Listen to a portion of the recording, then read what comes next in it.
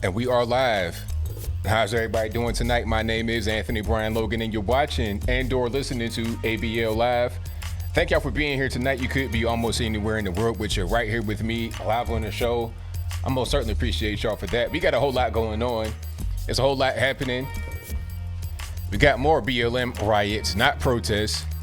I don't know about y'all, but I'm sick and tired of them talking about, it's a protest, it's a peaceful protest. That's the silliest term. It's almost to the point where it's an oxymoron to even say peaceful protests. All the so-called protests have been riots, and they've been violent in some kind of way. Whether property damage being destroyed, human beings being taken off and damaged in some kind of way. It's a mess. So no, they're not peaceful protests. They're really violent. There's a whole lot of those going on right now. You got this whole thing going on with Daniel Prude. How did he die? Did he get killed by the police? Or was he high on drugs? And then that caused him to die. Why did his own brother call the police on him? Huh? Is it because he was high on drugs and was uncontrollable and was probably getting ready to hurt himself or someone else? What's really going on? We'll talk about that. Also, shout out to Stephen Nash over at ESPN. Talking about white privilege is the reason why Steve Nash got hired to be the coach of the New Jersey Nets. Pardon me for that little mic interruption. But is that the reason why he got hired, or is it because he is the best choice available? We'll talk about Daniel Prude. We'll talk about Portland. We'll talk about ESPN. We'll talk about a whole lot more on tonight's episode of ABL Live. And I thank y'all again for being here. Like I said, you could be almost anywhere in the world, but you're right here live with me. And I thank y'all for that. We got a whole lot going on. And if you enjoyed the content, if you enjoyed the stream, if you enjoyed the channel, please give me a thumbs up on this video. Share this video. Do all that good stuff for me. I would most certainly appreciate y'all for that. Now, we got a whole lot happening. Where do I begin? I don't even really know. Let's talk about Daniel Prude right quick. Now, matter of fact, do I want to get into that? I think I'm gonna start elsewhere, and then I'm gonna get to Prude. That might be kind of the big one. So I'm gonna talk about that in a little bit. Let's talk about this whole Portland situation. Now, Portland, you had the 39-year-old man who was shot and killed. And I want to get his name right, so I'm going to go look it up right now. I know I got it on my website. The family said that his name was not what the media was saying, and I was saying the name that the media said, so I had to correct that. The young man, well, he's about my age, a little older than me, 39-year-old man who was shot and killed. Innocent person was Aaron J. Danielson, and he was a member of Patriot Prayer, which is a Christian conservative group. If you're watching the mainstream media, they tell you anything. Oh, it's a far-right extremist group. How are they extremists? What are their extremist actions? What makes you believe that they are extremists? It's like we live in a bizarre world. And if you don't know that reference, bizarre world is in Superman, where everything was backwards. You know, Superman was like Bizarro in this world. Everything was just like the mirror, like opposite. So that's what's happening now. You're calling the innocent people the extremists, and the extremists the innocent people. You're talking about BLM like there's some kind of Sunday school brunch or something. You're talking about them as if they are benevolent when they are not. Every time I see Black Lives Matter, they're engaged in some kind of violence, some kind of civil disobedience, unrest. There's always something with them that's negative. I've never heard about Patriot Prayer doing any kind of vigilante activity, any kind of negative activity. All right. The actual issue lies at the feet of Black Lives Matter and Antifa and groups like that, not Patriot Prayer. But anyway, Aaron J. Danielson, 39 years old, was shot and killed by this guy, Michael Rhinell, a 48-year-old Antifa member. Okay. A member. I think in my video, I said Antifa supporter, could be a member. But I think Bill Barr came on TV and said, nah, he's a member of Antifa. All right. Because you could be like a supporter, but not necessarily a member. Nah, he said he's 100% Antifa. That was the crazy part that I saw. He said, well, I'm not in Antifa, but I'm 100%. I'm 100% Antifa. I was like, okay, then that means you're a member. It doesn't really matter if you like. Is there a form you fill out? Do you sign up at a polling place? Like, how does that really work? You are a member, but I'll move right along. Anyway, this guy was on the run and did an interview with Vice News. That's like, really? Is that what we doing, Vice? So you know this guy's on the run. You know he just killed somebody, cold blood, right? You don't want to call the police and be like, hey, we got the guy right here in front of us. Isn't that called harboring a fugitive? Isn't that against the law? Because I know guys have been on the run. They call me and say, hey, can I come stay with you? Hey, man, I can't do nothing for you, boss, because check it out. They're looking for you. So if you come over here, that's called harboring the fugitive. So when they come get you, they're going to come get me too. You know, I know a guy that got jammed up like that, and they did come get him somewhere else. But luckily it wasn't at my house. But I digress. The whole point is that it's called harboring the fugitive. So shouldn't they be looked at a certain kind of way? Shouldn't the feds come knocking on Vice's door? I think so. The video they put out with this guy's interview in it was ridiculous, atrocious.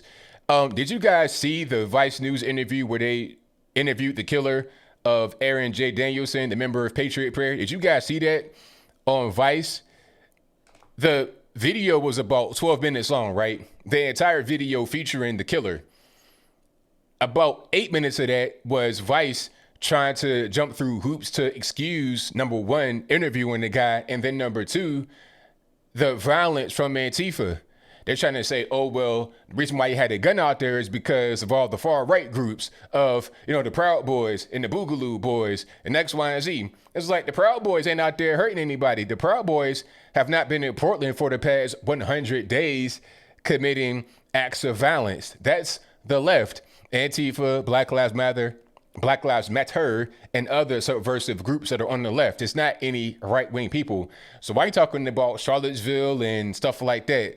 What does that got to do with Portland? Nothing at all. You're just trying to excuse them and make excuses for this guy that killed the Trump supporter. That's the that's the whole situation.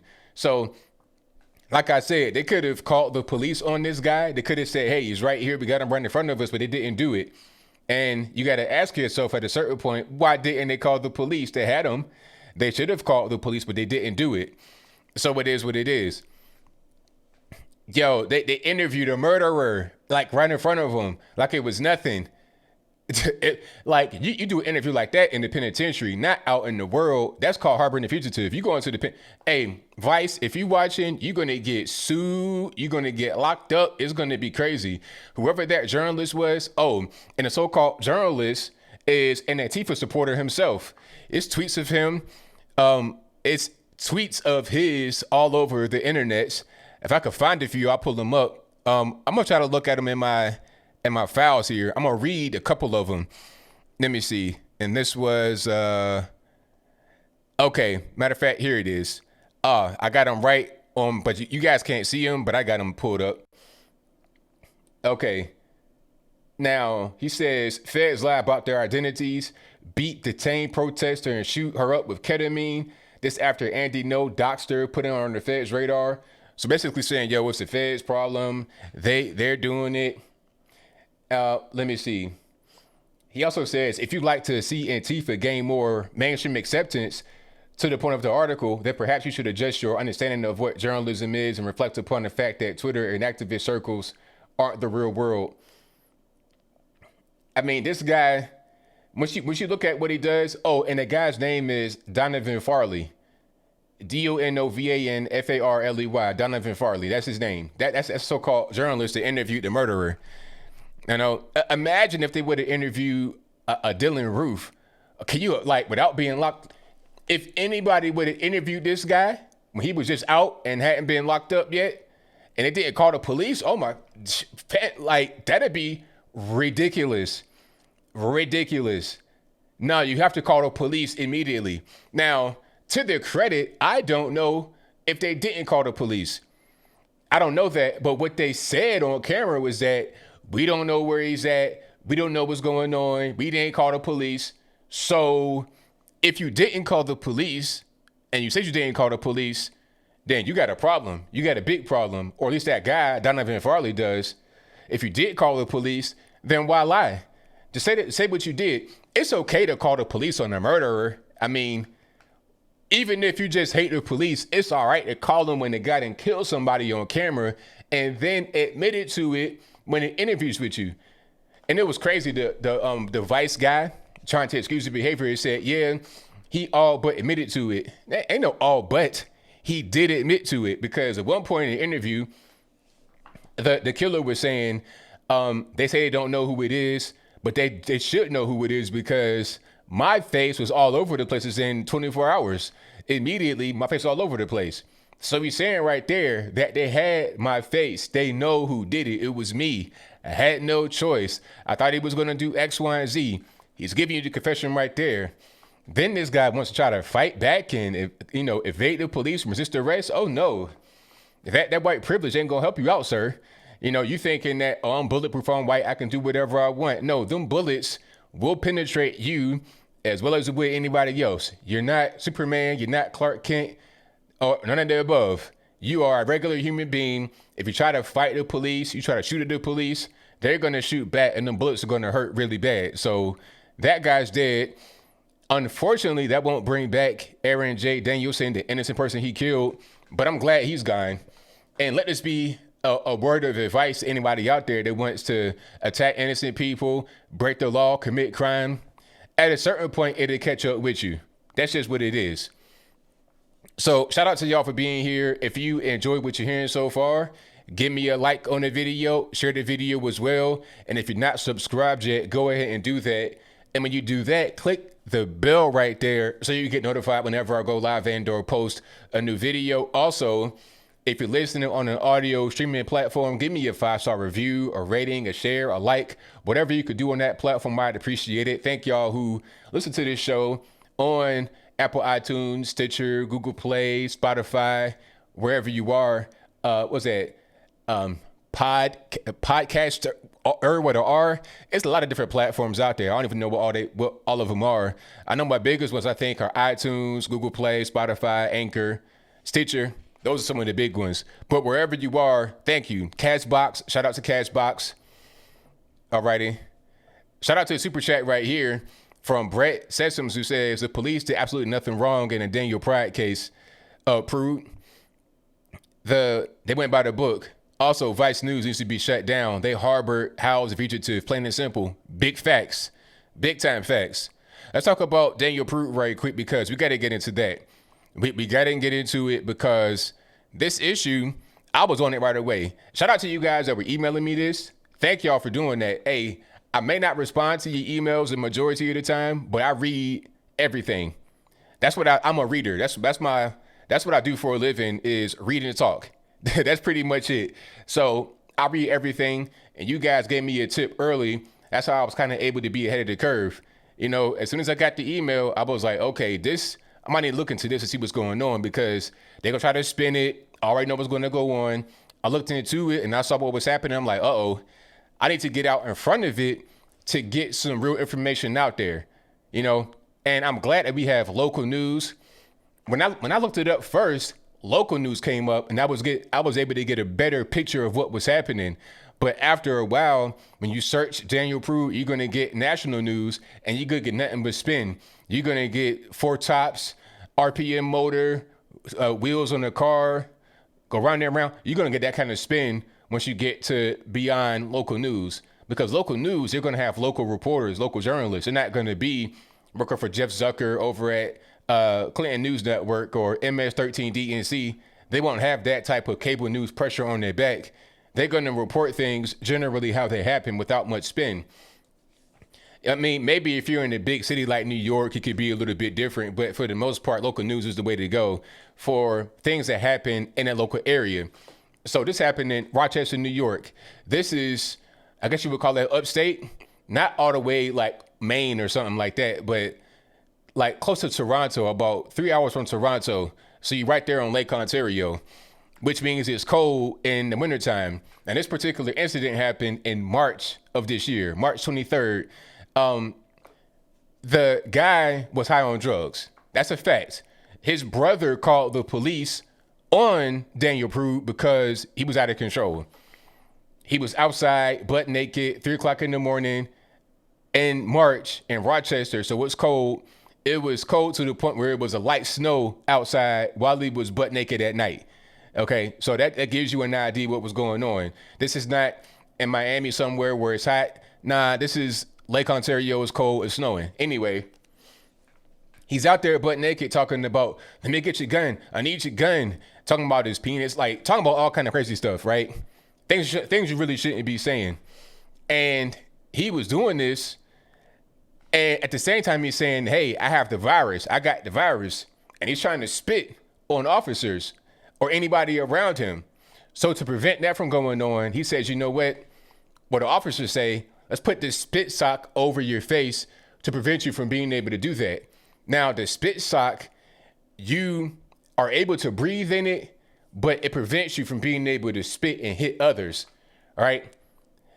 The media called it a white hood.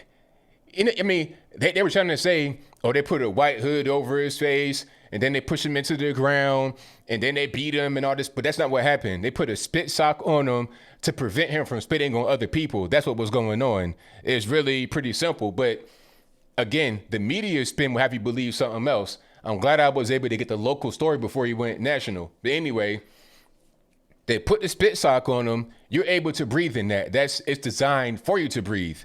Now, if you're on PCP, if you're on drugs, you're going to be doing things that don't make any sense. You're going to be saying things that don't make any sense. And while he's on the ground, still with no clothes on, butt naked, squirming around, screaming random things, what could have happened is a few things. First of all, when you have excited delirium, you're going to be going so over the top. So, like I said in the video, it's like revving your motor, but you're not switching your gear. You just vroom, vroom, and you keep going like that. You might go ahead and pop the motor. Your oil running out, your gas running low, you might pop that motor. And that probably is what happened to him and also George Floyd. Now, the issue with these cases being more prominent is because you have more of you got more scrutiny on officers. This case went under the radar because it didn't hit social media. Nobody really knew about it. It happened in March. You know, this is an old case, but the video came out and then it became a problem. BLM said BLM was not there in March when it happened, so they're not really there on the ground locally. But all of a sudden, when it hit social media, then it became a big deal, right? It became a big deal. So now BLM is out there so-called protesting, really rioting. Now, what is the purpose in doing that? The officer didn't shoot the man. It wasn't no knee on his neck and all this and that. They had a knee on the back for like 2 minutes. That's like that will not kill you. Having the knee on your back will not kill you. Okay. What part of a knee on your back is going to actually end your life? The knee on the neck, maybe. And the reason why I say maybe is because it's possible to restrict your blood flow and your oxygen or both by having a knee on your neck. It's possible. But the first medical examiner from Hennepin County in Minnesota said that's not what happened. He died because of the drugs in the system, right? And a second medical examiner was privately hired by the family's attorney, Ben Crump. And by the way, this incident happened in Minneapolis, Minnesota, right? So how do you have the pathologist from the Epstein case in New York City? I mean, what's going on with that? The Epstein guy came back and said that the cause of death was suicide when the ME out there in New York City said that's not what happened. So is a medical examiner that Ben Crump hired, the ambulance chaser, is a medical examiner there to give you whatever you want to hear as far as an opinion on the case? I mean, why not? He's going to get paid because that's his trade, right? He's a medical examiner, and he knows what you want. If you come to him and you want the opposite of what's already been said, so he'll craft up a way to get you what you need. He gets paid, and everybody's happy. I mean, is that legal? It shouldn't be. But how are you going to prove that what he said is false? That's his expert opinion, not necessarily a declaration of fact. He can look at certain things and draw an opinion. It's just like going to a doctor. One doctor may say, okay, you have X, Y, and Z disorder. Another one may say you have a different disorder. That's why you get second opinion, third opinion, or whatever. They may not always be right, but that's not necessarily illegal. That's just their opinion, and that's just kind of how it goes. But anyway, I think the reason why he died is because of excited delirium. There's no evidence of anything otherwise. The knee on your back will not cause you to not be able to breathe. Holding your hands down will not be able to cause you to breathe. Now they're saying that, oh, his face was on the road. He was pinned down on the road. Well, I mean, was his nose covered? Was his mouth covered? What was going on? Excited delirium. The medical examiner said he had PCP in his system. People that were right there on the ground, I think maybe the EMTs were able to visually see this guy acting the way he was acting, and they thought that's probably excited delirium. You're living in Rochester. There's a lot of drugs out there. They've probably seen that before. All right? I've seen it before. You ever see a guy tweaking and stuff like that? Excited delirium. Especially when they get excited, worked up, nervous, or whatever. That could be what happens. All right? So it is what it is. It's unfortunate that he died, but how are the police to blame? Again, his own brother called the police on him because of how he was behaving, most likely. Okay? And he was outside butt naked in the snow on Lake Ontario, basically, in the winter. It's in March. So, I mean, what else could it have been? He was obviously on drugs. The drugs obviously played a part in his death. It's just a matter of to what extent. So now BLM is in Rochester tearing up stuff, tearing up restaurants, and they're kind of like copycatting each other. Either it's copycat stuff going on, or they have like marching orders from a particular place. I saw the same thing happen in DC at restaurants over in Adams Morgan. You got these so-called BLM protesters interrupting your dinner, coming up on you talking about Black Lives Matter with a fist raised up and then making you raise your fist. That was going on in DC. And it's like, okay, what are we doing here? Why are you harassing me? I'm not the guy that, shot the heroin or smoked PCP or whatever. I'm not the police officer. And even if I was, I didn't even do anything. Okay, so why are you harassing me? This is just stupid. It's just bullying. But this is what goes on when you got a lot of communists out there doing stuff. It happened in Cuba. It happens everywhere. Where the town, where the villagers come to your house and, they surround you to make you kind of acquiesce to whatever the local rules are. It's a certain name for it, but I forget what it is. This is an old tactic. It's not anything new. We're not having a unique experience. This is something that's been done before, okay? And communist states, they are tried and tried and tried, failed and failed and failed. They never work. It always ends the same way. People keep thinking that they're super geniuses. They got 8 million IQs. They can do it differently. They can do it better, but it never works out. Just like these morons over with BLM. Oh, we don't need the police, defund the police. We got our own police. And then their police is way more brutal than the regular police that was already there. Okay, Chaz Chop, prime example. No police, right? Then you got 2 murders from the so-called police of the area within a week or 2. You understand? So what are we really doing? You made a relatively safe place into the most dangerous place on earth. If you look at the numbers and you do it per capita. But that's what happens when you have people that are interested in lawlessness and chaos to introduce whatever they want to introduce. It's not about trying to have reform. It's about trying to implement whatever they want to implement. That's just really what it is. That's right, Kenneth Edwards. Mob tyranny, 1,000%. Absolutely. Shout out to Bandana Dan, who says harassing people while they're dining out is not peacefully protesting. Am I wrong? No, you're not wrong. You're 1,000% correct, sir. 1,000% correct. That's just called harassment. It's called bullying. And it does nothing to help. All it really does, if you really want to be real, is it kind of helps us on the other side because people are getting tired of that nonsense. They're done. They're sick of it. So they say, you know what? All right, you want to do stuff like that? How about I'm over here doing this? I'm not even really going to deal with you. That's not even really what I'm about. I'm going to do something totally else. I'm going to vote for a different person. All right. You're seeing the black support for Trump go through the roof. I thought it was like 45% or some big number from Rasmussen, actually. I think it was, 45% black approval rating for Donald Trump.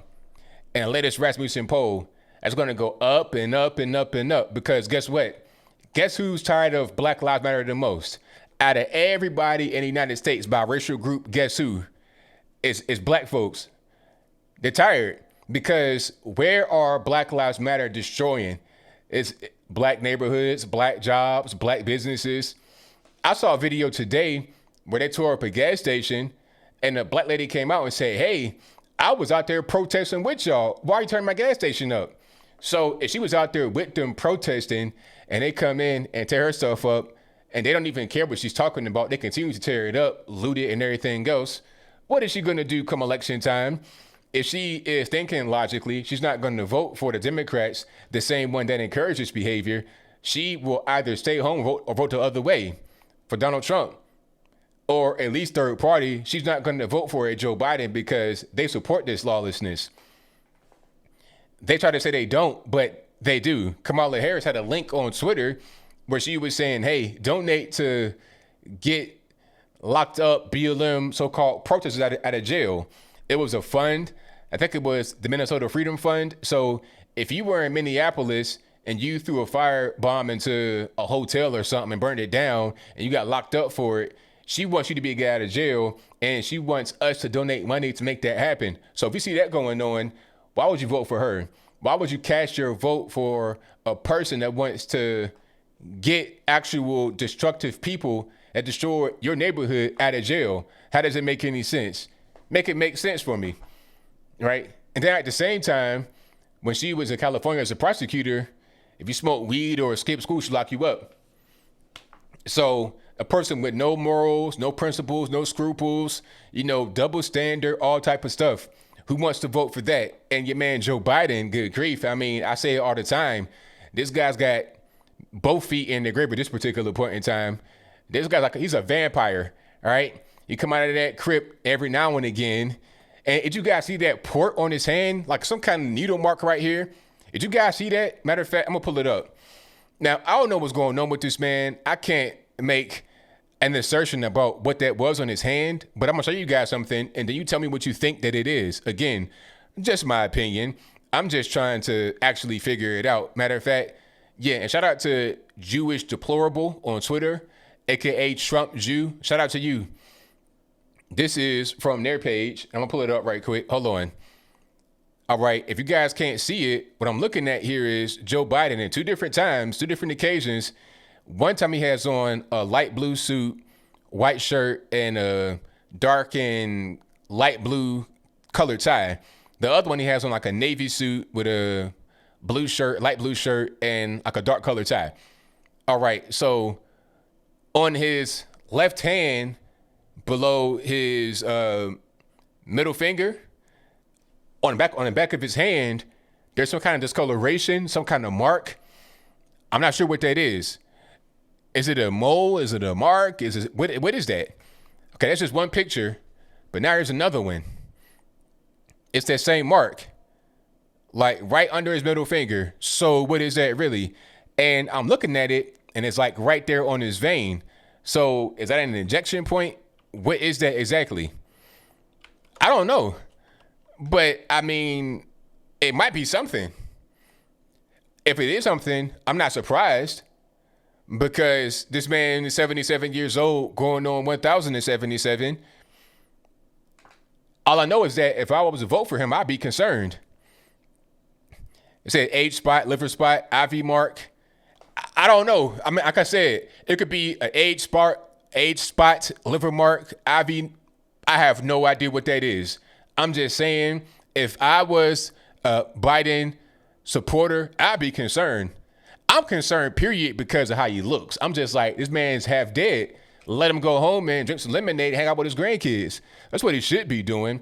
But they got him out there trying to pretend to campaign. So I'm concerned about him just being elderly. But if I was going to vote for him, I'd be like, well, is he going to make it? What is that on his hand? I'd want to know for sure. But like I said, I don't know.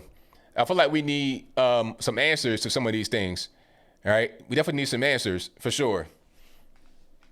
But hey, like I said, it could be a mark. I don't know what it is. I'm just asking you guys. You guys let me know.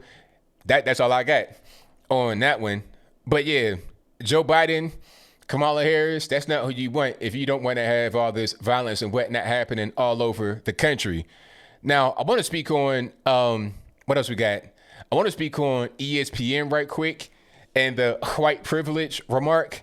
Now, if you guys don't know, Stephen A. Smith, an anchor over at ESPN, who's also a journalist, came out and said the reason why Steve Nash, who, by the way, was an excellent player for the Phoenix Suns, two-time NBA MVP, excellent player.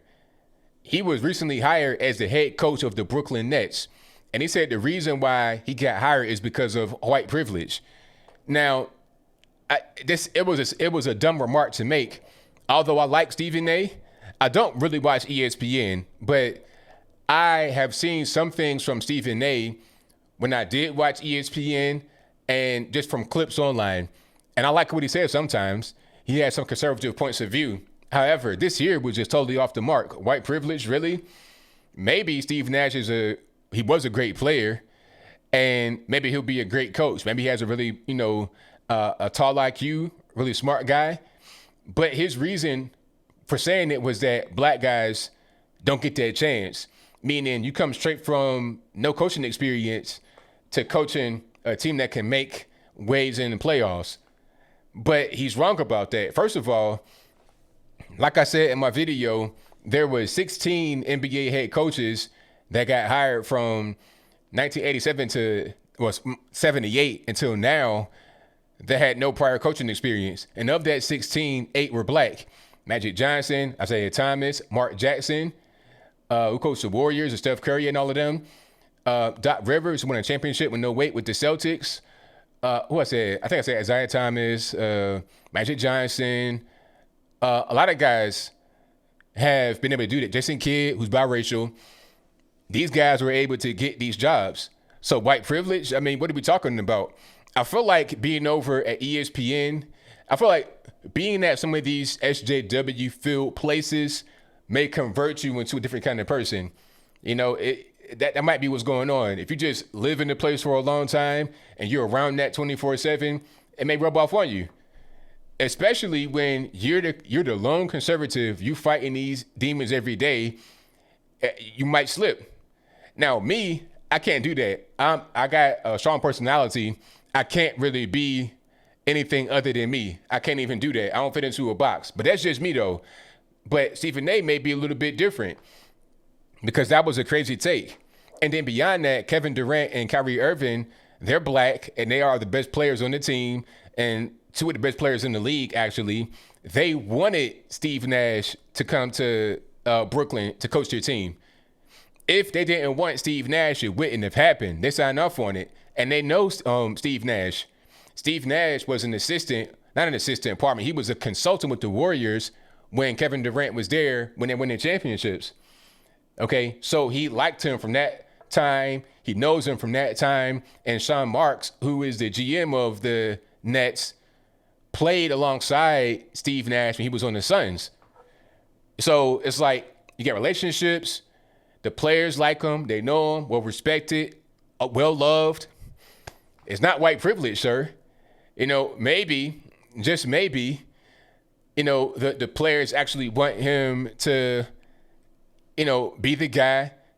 I think he's smart, talented player, and he was a very good player, very smart player, very talented point guard. He led the league 5 years in assists. So to have that high of a statistic in assists, you got to be very smart. You got to be a floor general. That kind of knowledge will help you succeed as an NBA head coach. Is pretty much just how it goes. All right. Did I cover that story or that white lady that became black? Or in her mind, she became black. Oh, man. Good grief. Yeah, I almost forgot about that one. Did you guys see that one? That's a great segue into that particular story. Wow. All right. So this white lady decided that she wanted to live life as a black woman. A white Jewish lady, matter of fact, from Kansas City, Kansas, or Kansas City, Missouri. Same thing, whichever one, But anyway, she lived her life as a black woman, career-wise, and became successful at it. So this whole, if you got a whole white woman that became black and became successful, where's the white privilege at? She turned in her white privilege card, cut it up, set it on fire, then became a black woman and succeeded, right? She's actually a professor at the Washington University in D.C. So you're actually a professor of history and Africana. You're able to teach black history as a white lady pretending to be black. Where's the privilege at? And she also was an author, got a book out there. She's a dance teacher, if I'm not mistaken. She does all kind of things. Has a good life from what I can see. Very well kept, got money, but pretended to be black. Now, this lady, did you guys see her? Yeah, I might have played it the last time I did the show, but this lady, Shaun King. I got to pause for a moment. I did not think that anybody thought that Shaun King was black. It's like, really? Hold on. I have pictures. Yes, I do have pictures. Y'all just hang tight. And thank y'all who are listening on the audio version of this. I appreciate you guys. But you got to see these pictures. If you get a little bit of chance, search for Jessica Krug. That's her name. Jessica Krug. That's Krug. You got to search her up or go to my Instagram page, instagram.com/Anthony B. Logan, and you'll see her. She has on an ethnic outfit and some ethnic hair with some big hoop earrings. Matter of fact, the hoop earrings did give away, but I digress. I'm going to go down that road for right now. Okay, let's check it out. So that's her right there, Jessica Krug, the fake black lady, the Africana Studies professor at George Washington University in D.C., where they actually removed George Washington from the campus, but different story. That's her right there with her book called Fugitive Modernities. So she has a whole pro-black book. You see the outfit, right? The African type cloth, something my mom would wear. You understand what I'm saying? Like an actual black lady. Do I see a nose ring? Hoop earrings and some interesting looking hair. Interesting hair. This is a white woman. And when I see her, I'm like, come on. Like, I'm not convinced. This is worse than Clark Kent. But it passes for some people. It really does. And I'm just like, man, my whole thing is this. If she can become a so-called black woman and be successful with books, becoming a professor, all this and that, then why can't an actual black person do it? I don't understand what the problem is. I don't really get it. So yeah, that's her right there, Jessica Krug. She wrote a whole op-ed about becoming a black woman and how she was so apologetic. You know, and when I read the op-ed or whatever that was, the confession letter, I was trying to see why she did it, right? Maybe her nose was kind of wide and she kind of felt insecure and she got teased or something like that. I don't know. I don't know. But she never really said why she did it. She said she had some trauma in her childhood. What was the trauma, lady? She just kept apologizing over and over again. It was really weird. And throughout the piece, she talked about how much she is not white. She's not part of the white community. And she has a black scent too. If I could find that one, that was hilarious to hear her black scent, because I was not fooled at all. Y'all pardon me right quick. I forgot I had my glasses braces. But yeah, I was not fooled in the least bit. Not at all. But yeah, that's her. Oh, and Shaun King. I did not think that anybody thought that Shaun King was actually black. I thought he was just a guy that people liked because he was like an ally of black people. That's what I always thought. Even when I was a liberal. When I was a liberal still, he was around. I kind of knew who he was. And she apologized for pretending to be black, Bahari Muhammad. Yeah, she said that I'm not just a culture vulture, I'm a culture leech. Oh, it's a whole article. Like, I did a video about it. Check it out on that video. You'll see it. I'm a culture leech, and what I did was disgusting. It's the ultimate form of white privilege, and I shouldn't have done it. It was crazy. Crazy. But yeah, so look, check it out. Hold on. Now, why do you think this guy is black? I don't see it. I see a guy straight from Europe with a low haircut. Okay, that's what I see. I do not see, and matter of fact, that's like almost Photoshop down there. This is not even, but that's not him.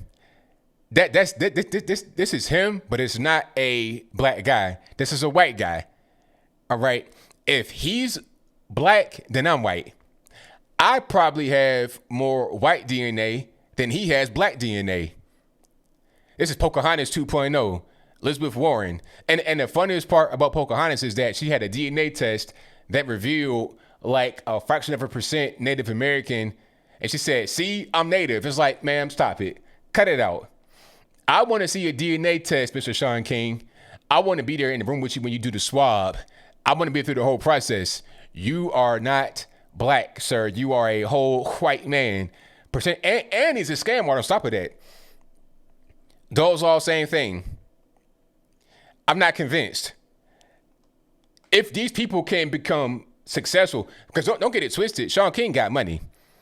And he's scamming as a black guy and not gone to jail, nothing like that. I just don't really understand. Like, there's no excuses. If they can do this and pretend they got a whole different life, a different persona, if they can do that, you could do whatever you want in America.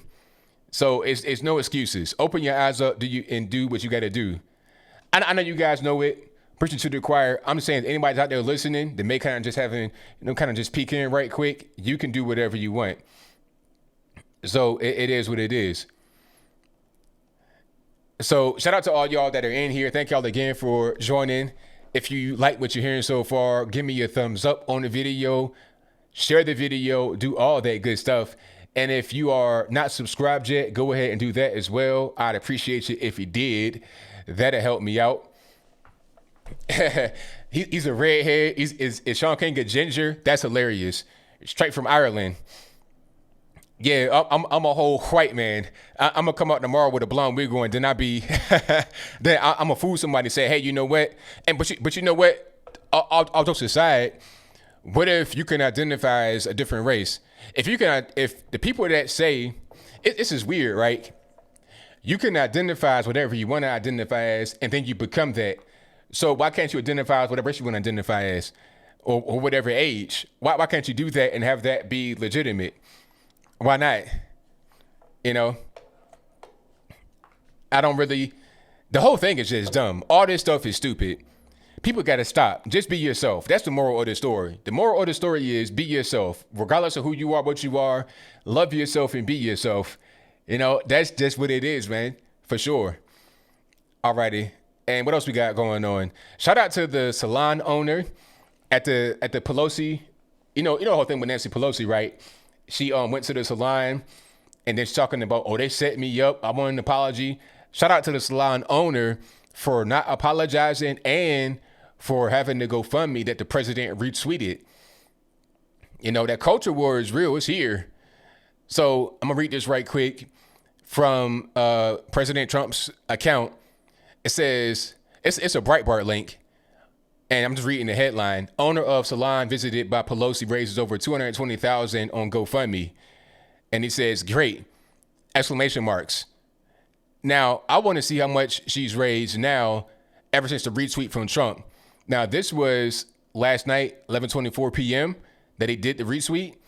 So I want to see if it's still, okay, there it is. Yeah, she raised $276,000 out of $300,000. She got pretty much almost there. She good. That was crazy. Oh, she set me up. How'd she set you up? You know what the rules are. You can't be a lawmaker. You can't be an actual lawmaker in U.S. Congress and not know what the rules of the state are. You're a lawmaker in that district where you got your hair did, Nancy Pelosi, and your nephew is the governor of the whole state. How do you not know what the laws are? And what did they say? That's no excuse. When you get locked up, you say, I didn't know I couldn't smoke weed when I'm driving. Hey, you know what? Check it out. That's no excuse. That's no excuse for the law. So you're going to go to jail and you're going to get a fine. Take that. Bang the gavel. Next. That's how it's got to be for everybody. It can't be rules for thee and not for me. It's got to be the same for everyone that violates the law, including a Nancy Pelosi. It is what it is. All right. And what else we got going on? Something I wanted to say right quick. Oh, now what's going on with the voters for Trump? At least 4 of the boats sunk during the Trump boat parade in Texas. So what's going on? I'm not really sure. Let me see. Now, it could have been some of the boats could have been tampered with. Who knows? Because these Antifa people are really just doing some other stuff. It really could be, because there's been other boating events, other boaters for Trump, and it didn't result in a bunch of boats at once. It's not just one boat having problems or one boat sinking. It was a few boats that had distress, and at least 4 actually sunk to the ground, to the bottom of the ocean or the lake or wherever they are. It says multiple boats sink during Trump boat parade on Lake Travis. So what's really going on? I would not put it past Antifa to do stuff like that and sabotage the boats. I mean, like I said, I have no confirmation that's going on. I'm just throwing it out there that some boats did sink, and the likelihood of all of them sinking at the same time like that, at the same place, is kind of slim. Maybe there's some kind of water event, a hurricane out there messing with the waves. I don't know. I'm not. Don't get me the line. I'm not a marine expert. I'm just saying that could be the case, but there's got to be an explanation for that, rather than just guys had bad boats so they didn't know what they were doing. It's got to be an other thing that we're not seeing. All right, let me see. Shout out to Matthew, who says, I guess the stylist guy who did the blowout was sneaking Pelosi in, said, quote, "You don't understand what she is going through," unquote. Honor wasn't having it. Wow. Is that what he said for real? Wow. That's crazy. I mean, here's my thing. What is the owner going through? The owner is a single mom that got kids. So it's like, all right, what is the owner going through? What are the other stylists going through who depend on that salon to be able to make money? And the thing about it is this. They're trying to do damage control now. They're trying to open up some salons in LA, which is not San Francisco where the event happened. But anyway, they're trying to do damage control now, but it might almost be too late. And if you don't do everything at once, it's going to be kind of an empty thing to happen. You may be able to increase revenue by opening some salons up to a certain extent, but if they're not opening up all the way, you can't get maximum capacity. So you're going to lose money on that. And beyond that, you also are not allowing other things to open up. So people have left. People are gone. In San Francisco, people are just going somewhere else. If they can't work, if they can't go out, if they can't do it, they're pretty much locked up. They'll just flee. It's like, look, I'm not, guilty of a crime. I've not been sentenced. I'm not in house confinement. I'm going to go to somewhere else and live my life there. That's going on right now in New York. They're leaving New York City and going to Florida. It's like, I'm not going to be a prisoner in my own home. You're paying for an apartment is $10,000 a month or something stupid like that. How about I go to Florida, live on a fraction of the cost, and just do that? But my only plea to anybody that's leaving, you guys are going to be fine.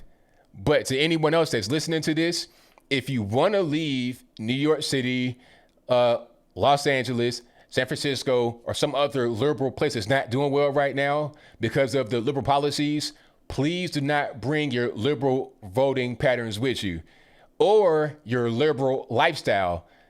I don't want to see nobody on the street smoking weed. If you enjoy getting high on your balcony, don't come here and do that, okay? If you want to smoke meth outside in the tent, stay in California, please. All right? Don't come to Tennessee doing that. Don't come to Florida doing that. Don't do that in Texas. Smoke your crack and your meth in your tent in California or Portland, Oregon, or Seattle, Washington. Don't do it over here, all right? Your lifestyle that was liberal, your voting that was liberal, leave that behind. Joe Rogan, that goes to you too as well, sir. You want to smoke weed all day like it's nothing. You want to have big pounds of weed. Hey, man, you can't do that everywhere. Go to Colorado if you want to, Don't come over here with that. That's just my viewpoint. So it is what it is. Hey, that's a PSA, and I'm dead serious. Please listen. All right. Again, thank y'all for joining. Super chats on deck, and then we're going to get to the calls. Okay, and start with the first one. Thank you to Zachary Titchen, who says, you should go on Joe Rogan, keep up the good work. Wow, talk about having a good segue. Shout out to Joe Rogan. I love to go on the show. Thank you to Link Big, who said, thanks for being you with the emoji in the mirror. Thank you for that. I appreciate you. Shout out to Lightning Bug, who says, become an ABL supporter. Shout out to my man, Coach Sushi, who says, 1776, great donation. Sushi says, Trump bans leftist ideology from federal employees. I saw that. I almost did a video on it. I'm going to look more into that, though. Trump calls critical race theory and white privilege as a sickness in our country. A good first step, much more to do. A very divisive ideology. Absolutely. We need to have that done away with on a state-to-state level, too. Because right now it's just federal employees. Do that all across the country in each state. That'd be fantastic. All right. Shout out to Eric Burns. And you know what, Sushi? That should be banned nationwide as discrimination. Because at a certain point, I mean, that's discrimination. If you're talking about white privilege and evil white man, that's racism. We need to not have racist laws in the books or racist things. Like, if you can't discriminate based on race, then it must go for all the races, not just one race. So, yeah, that should not be tolerated by the law. To say, white privilege is, nah, you shouldn't be able to teach that. Now, if somebody thinks that in their own mind, that's their business, but to teach it at a workplace, no. That should be illegal, actually. Thank you to, let me see, Eric Burns Marsh, who says, props to the God Emperor for banning training that includes critical race theory, aka the protocols of deplorable elders of Middle America. I like that. Thank you for that. Shout out to Link Bid for becoming an ABL supporter. Thank you to Eric Burns Marsh, who says, shame on Jessica Crude for deceiving people about her race. Signed, Rachel from Spokane, Talcum X, Pocahontas, and Gringo O'Rourke. Hilarious. Almost forgot about Beto. You're straight from Ireland, sir. What's going on with that Beto name? Your name should be O'Hallahan or something. But anyway, shout out to Nick Taylor, my man, who says, ABL, congrats to you and Lady Payne Logan. Keep dropping facts, uncomfortable but irrefutable facts. Thank you, man. I appreciate you. Thank you to Brett Sessoms, who says the police did absolutely nothing wrong in the Daniel Prude case. Oh, I read that one already. Thank you to Convex Mike, who says Antifa and BLM are also threatening the EMTs who administer aid for Daniel Prude. ABL, thanks for all the way from Rochester, New York. And thank you, man. I appreciate you. Yeah, these people don't have any idea what they're doing. Like, they actually helped this man who was he was in distress before they got there. The brother called the police because he was in distress. So when the EMTs show up, they're there to help this man who was having some problems before the police got there. So why would you try to attack them? It's so silly, but if people don't really care about you trying to help anybody, they don't care about the guy on the ground that's dead or that is about to be dead. They don't really care about that person. They care about the United States and they have a bigger goal. They're trying to conquer the country. Shout out to, let me see, Jason Capo Bianchi, who says, what's your opinion on Amanda Seals? I don't really have an opinion, really. I've seen her. I know who she is. She used to be on My Brother and Me back in the day as a fast-talking friend. I know who she is, but I don't really have an opinion. I don't watch. Is she on that show, Insecure? I don't watch that show. I don't know if she's on there or not, but I don't watch that. So I don't really have an opinion. Shout out to JJ Money, who says, Proud Boys holding huge rally September 26th. Where's rally going to be?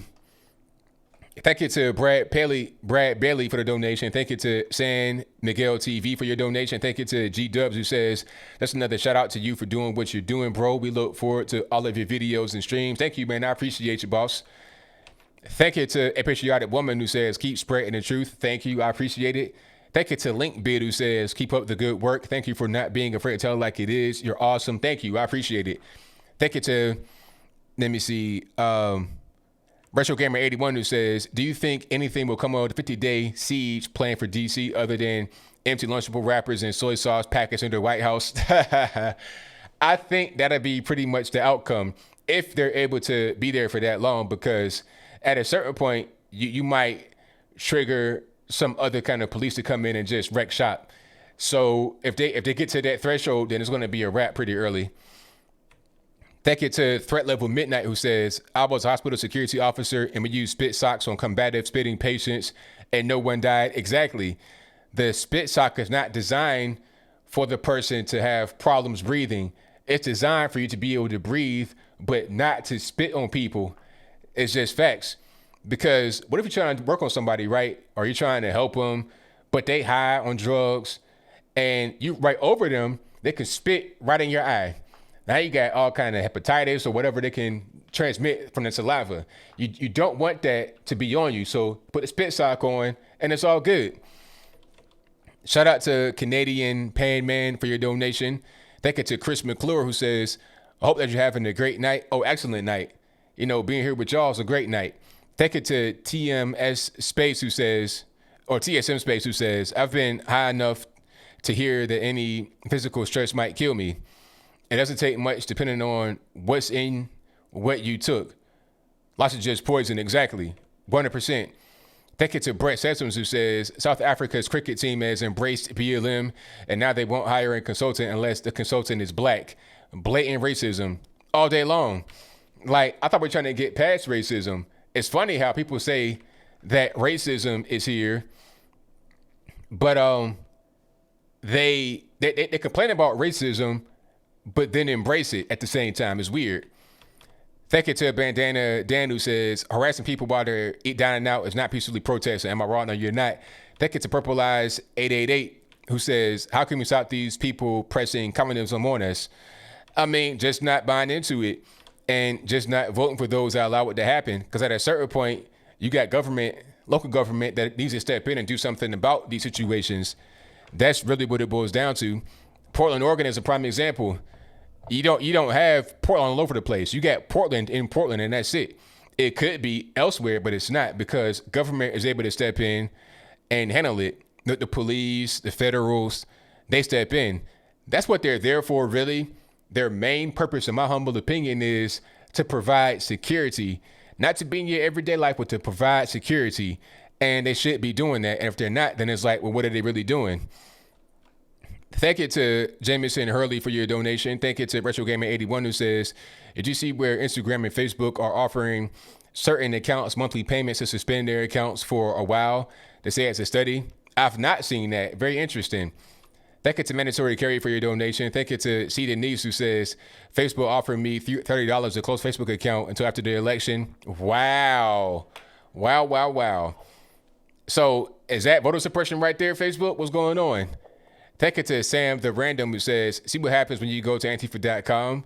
Yeah, I've seen that one. Go to Joe Biden. Shout out to the crafty guy who did that. Thank you to Bandana Dan, who says, Biden got that spot so you can claim to be 1% black. Hilarious.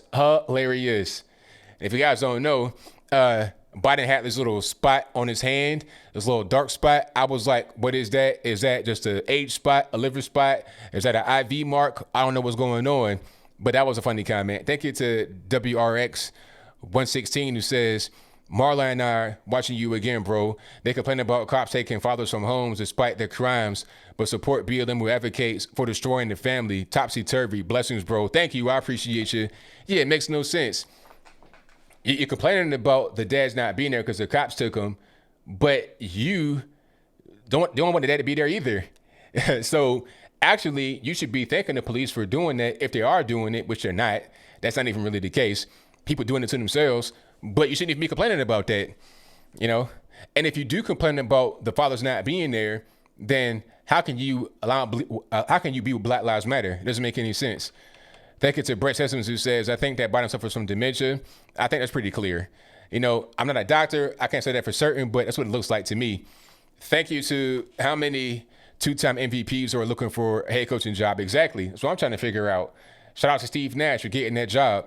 Thank you to Philip Frankowitz, who says, Joe Biden's campaign is elder abuse. Let him be. Exactly. Big time elder abuse. Let him stay home, drink lemonade, hang out with the grandkids. I mean, it's just too much on this guy. He's obviously under duress and stress because he's not well. He's too old. Thank you to Rick Maldu for your donation. Thank you to Sandra Random, who says, Antifa.com. Thank you to Vivian Fire, who says, late congrats, Mr. and Mrs. ABL. Thank you for that. I appreciate you. Thank you to Diana M, who says, if Kamala can be transracial, why can't she? You got a point there. Thank you to Anna Williams, who says, anyone notice Biden's hair is now blonde and he now has a little color? Maybe a spray tan, waiting for him to get that Trump hair flip. Hey, you know what? I caught that. I saw the Trump spray tan with the eyes just kind of light and the rest of the body kind of dark. Like, wait a minute, you trying to look like Trump? Are you trying to become Trump Jr. or Trump Light? Like, is that the wave? You trying to copy this man's look? Well, you might be able to get some of the features of what Trump does with his tanning or whatever, but you can't get that bravado. You can't get that swag or the policies, sir. So it ain't really going to work out well. But I did see that. Yes, I did. Thank you to Jacqueline Kimmel for your doo-doo donation. Thank you to Philip Franklin, who says Talcum X Holmes. Thank you to Karen D for your donation. Thank you to Sam the Random, who says, see what happens to go Antifa.com. I got you. Thank you to Sherry Carr for becoming a member of the ABL squad. Thank you to Valerie Rogers, who says, ABL, you ain't black. Uncle Joe said so. Thank you to Jacqueline Kimmel, who says, keep up the great work ABL will do. Most certainly appreciate you. Thank you to Nikki Fordyce, who with the fist pound emoji. Thank you to Brian Stevenson, who says, ABL, you are the man. I had a friend make a fancy shirt that says, I digress, and it says ABL on the sides. Keep giving facts, no emotions, just straight facts. Hey, thank you for that. Hey, let me see that shirt. Send me a picture of it. Go to my website. Email's right there. contact@anthonyblogan.com. Let me check it out. Thank you to Matthew Richardson, who says, oh, I read that one already. Thank you to Jacqueline for becoming a member of the ABL squad as a supporter. Thank you to Will Redding, who says, let me see, back to where I was. We have the most diverse gene pool in the history of the world. Why wouldn't you be proud American? Exactly. Thank you to Angela McGee for becoming a member of the ABL squad. Thank you to Theo Frastis, who says, ABL, the Chinese are very willing to invest with the cocaine user, as Hunter Biden showed us. Wow. You're right about that, apparently. Thank you to Tammy F, who says, the looters and rioters have been planned all along to have them in place ready for weeks before the election or after the election. I don't doubt it. Thank you to Zachary Tension, who says, vote GOP, get GOP policies.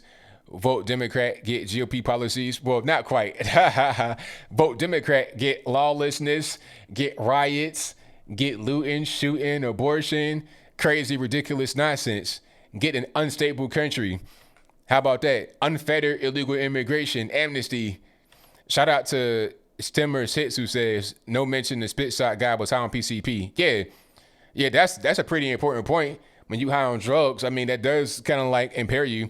Thank you to Anita for becoming an ABL supporter. Thank you to Logical Faith, who says, ABL, did you hear about the BLM founder saying that the movement is a spiritual one based on channeling the spirits of dead ancestors? I heard about that.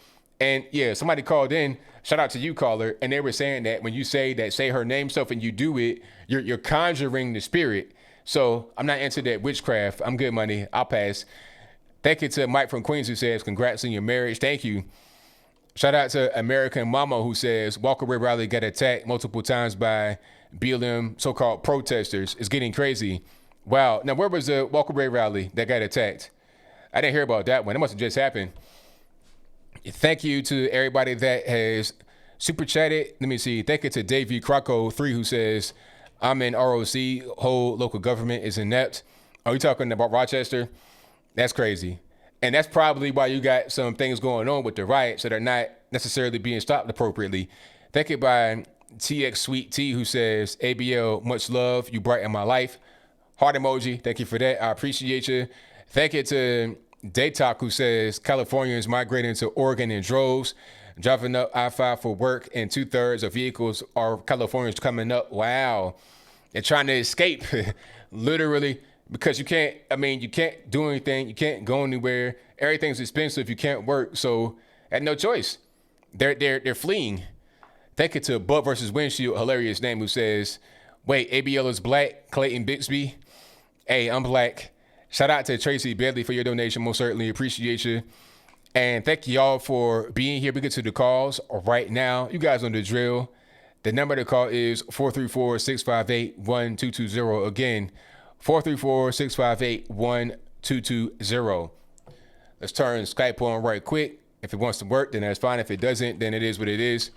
But we'll get it to work pretty soon here. Alrighty. And subscribe if you're not subscribed already. If you're listening on an audio streaming platform, give me a 5-star rating. I'd appreciate you for doing that. All right, we got the calls coming in fast and furious. Let's get to the first call. Call you online. We'll speak to 262. Hey, this is Zach. Caller, hold on 1 second, caller. Can you hear me? All righty, man. What's going on? Nothing. I talked to you the last time. I just wanted to say to you that I think that you're kind of wrong on the protests and stuff. I think that it's a lot to do with the cops. You said what now? It's all the cops' fault. I think it's the cops' fault.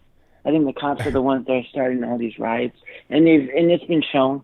I'm one of these people who. Okay, hold on. Let's not zoom past that. So, what have the cops done that started the riots? Can you explain that for me? So it started with George Floyd. It started with that stuff, and then it just progressively got worse. And you saw the cops just creating violence because they were showing cops actually like infiltrating Antifa and stuff, like becoming like the rioters. They dressed up in the riot gear. They were undercover, and this is proven like all this stuff. You can find it. And I just thought this is really weird that I'm seeing all this violence and stuff happening. But it's basically a lot of cops. Yes, there's a lot of like people, just random like civilians who are doing it, but a lot of it is because of the cops. Okay, well, here's the question. Was it the cops that had the Chaz Chop zone for like 2 or 3 months in Seattle?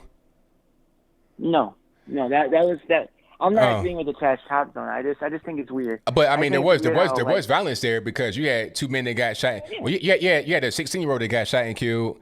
And also a 19-year-old that got shot and killed and Chaz chopped by Antifa. So, I mean, who killed them? Was it the cops or was it Antifa?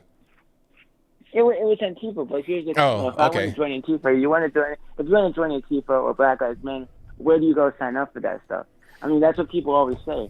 I see these people on my side because I'm a left-wing guy. I say, where can I sign up? Where's their headquarters? Who's their that's not really how it works. I mean, there are gangs, right? Bloods, Crips, GDs, VLs, there are. But okay, so do you sign up on the website to go become a Crip? No, but like it's like the KKK. If I wanted to join the KKK, I know where I would go to become a KKK member. Okay, so where do you go? Is there like a headquarters for the Crips? I don't know. I'm not a Crip. I mean, no, there's not a headquarters. That's what I'm trying to say. Like there are certain groups that you don't have any kind of formal way of joining. You're just part of it. Yeah, I'm not saying you're wrong. You're right on that. But I'm not an Antifa guy. I'm not a BLM guy. I support the mission of Black Lives Matter. I do think that is a thing. I just get kind of frustrated when people on both sides they misconstrue everything they see. Like, you know, because I see people would probably say like when Nancy Pelosi the other day, it's like not hypocritical. She's the biggest hypocrite in the world. Fuck her to death. Like she's trash. You know, she's the reason. She's just a terrible person. And when all these people who are funding, like, Black Lives Matter, and they're funding it, and they're saying, oh, we're for all this stuff, when they're not really for it. It's hypocritical. And I'm really disgusted by it. That's why I'm not voting for Joe Biden. Donald Trump. Okay, so who are you going to be voting for coming up? You voting for Trump? No, I'm not. I said it last time. I'm voting for Howie Hawkins. The Green Party, he has no chance. Yeah, I know he has no chance. I'm voting for him because I don't agree with Joe Biden's policies. I don't agree with Donald Trump's policies. To me, they have almost the same policy agenda, minus a few things here and there. And I don't see much of a difference there. Though some people would say, some people in my family. Okay, go ahead. Okay, so, I mean, you're talking about one big thing I know right now would be the abortion issue. You know, so how you feel about and then also I'm a pro-life person. As a left-wing person, I am pro-life. Okay, so that's a pretty big thing right there. I mean, because that's not one of my top issues.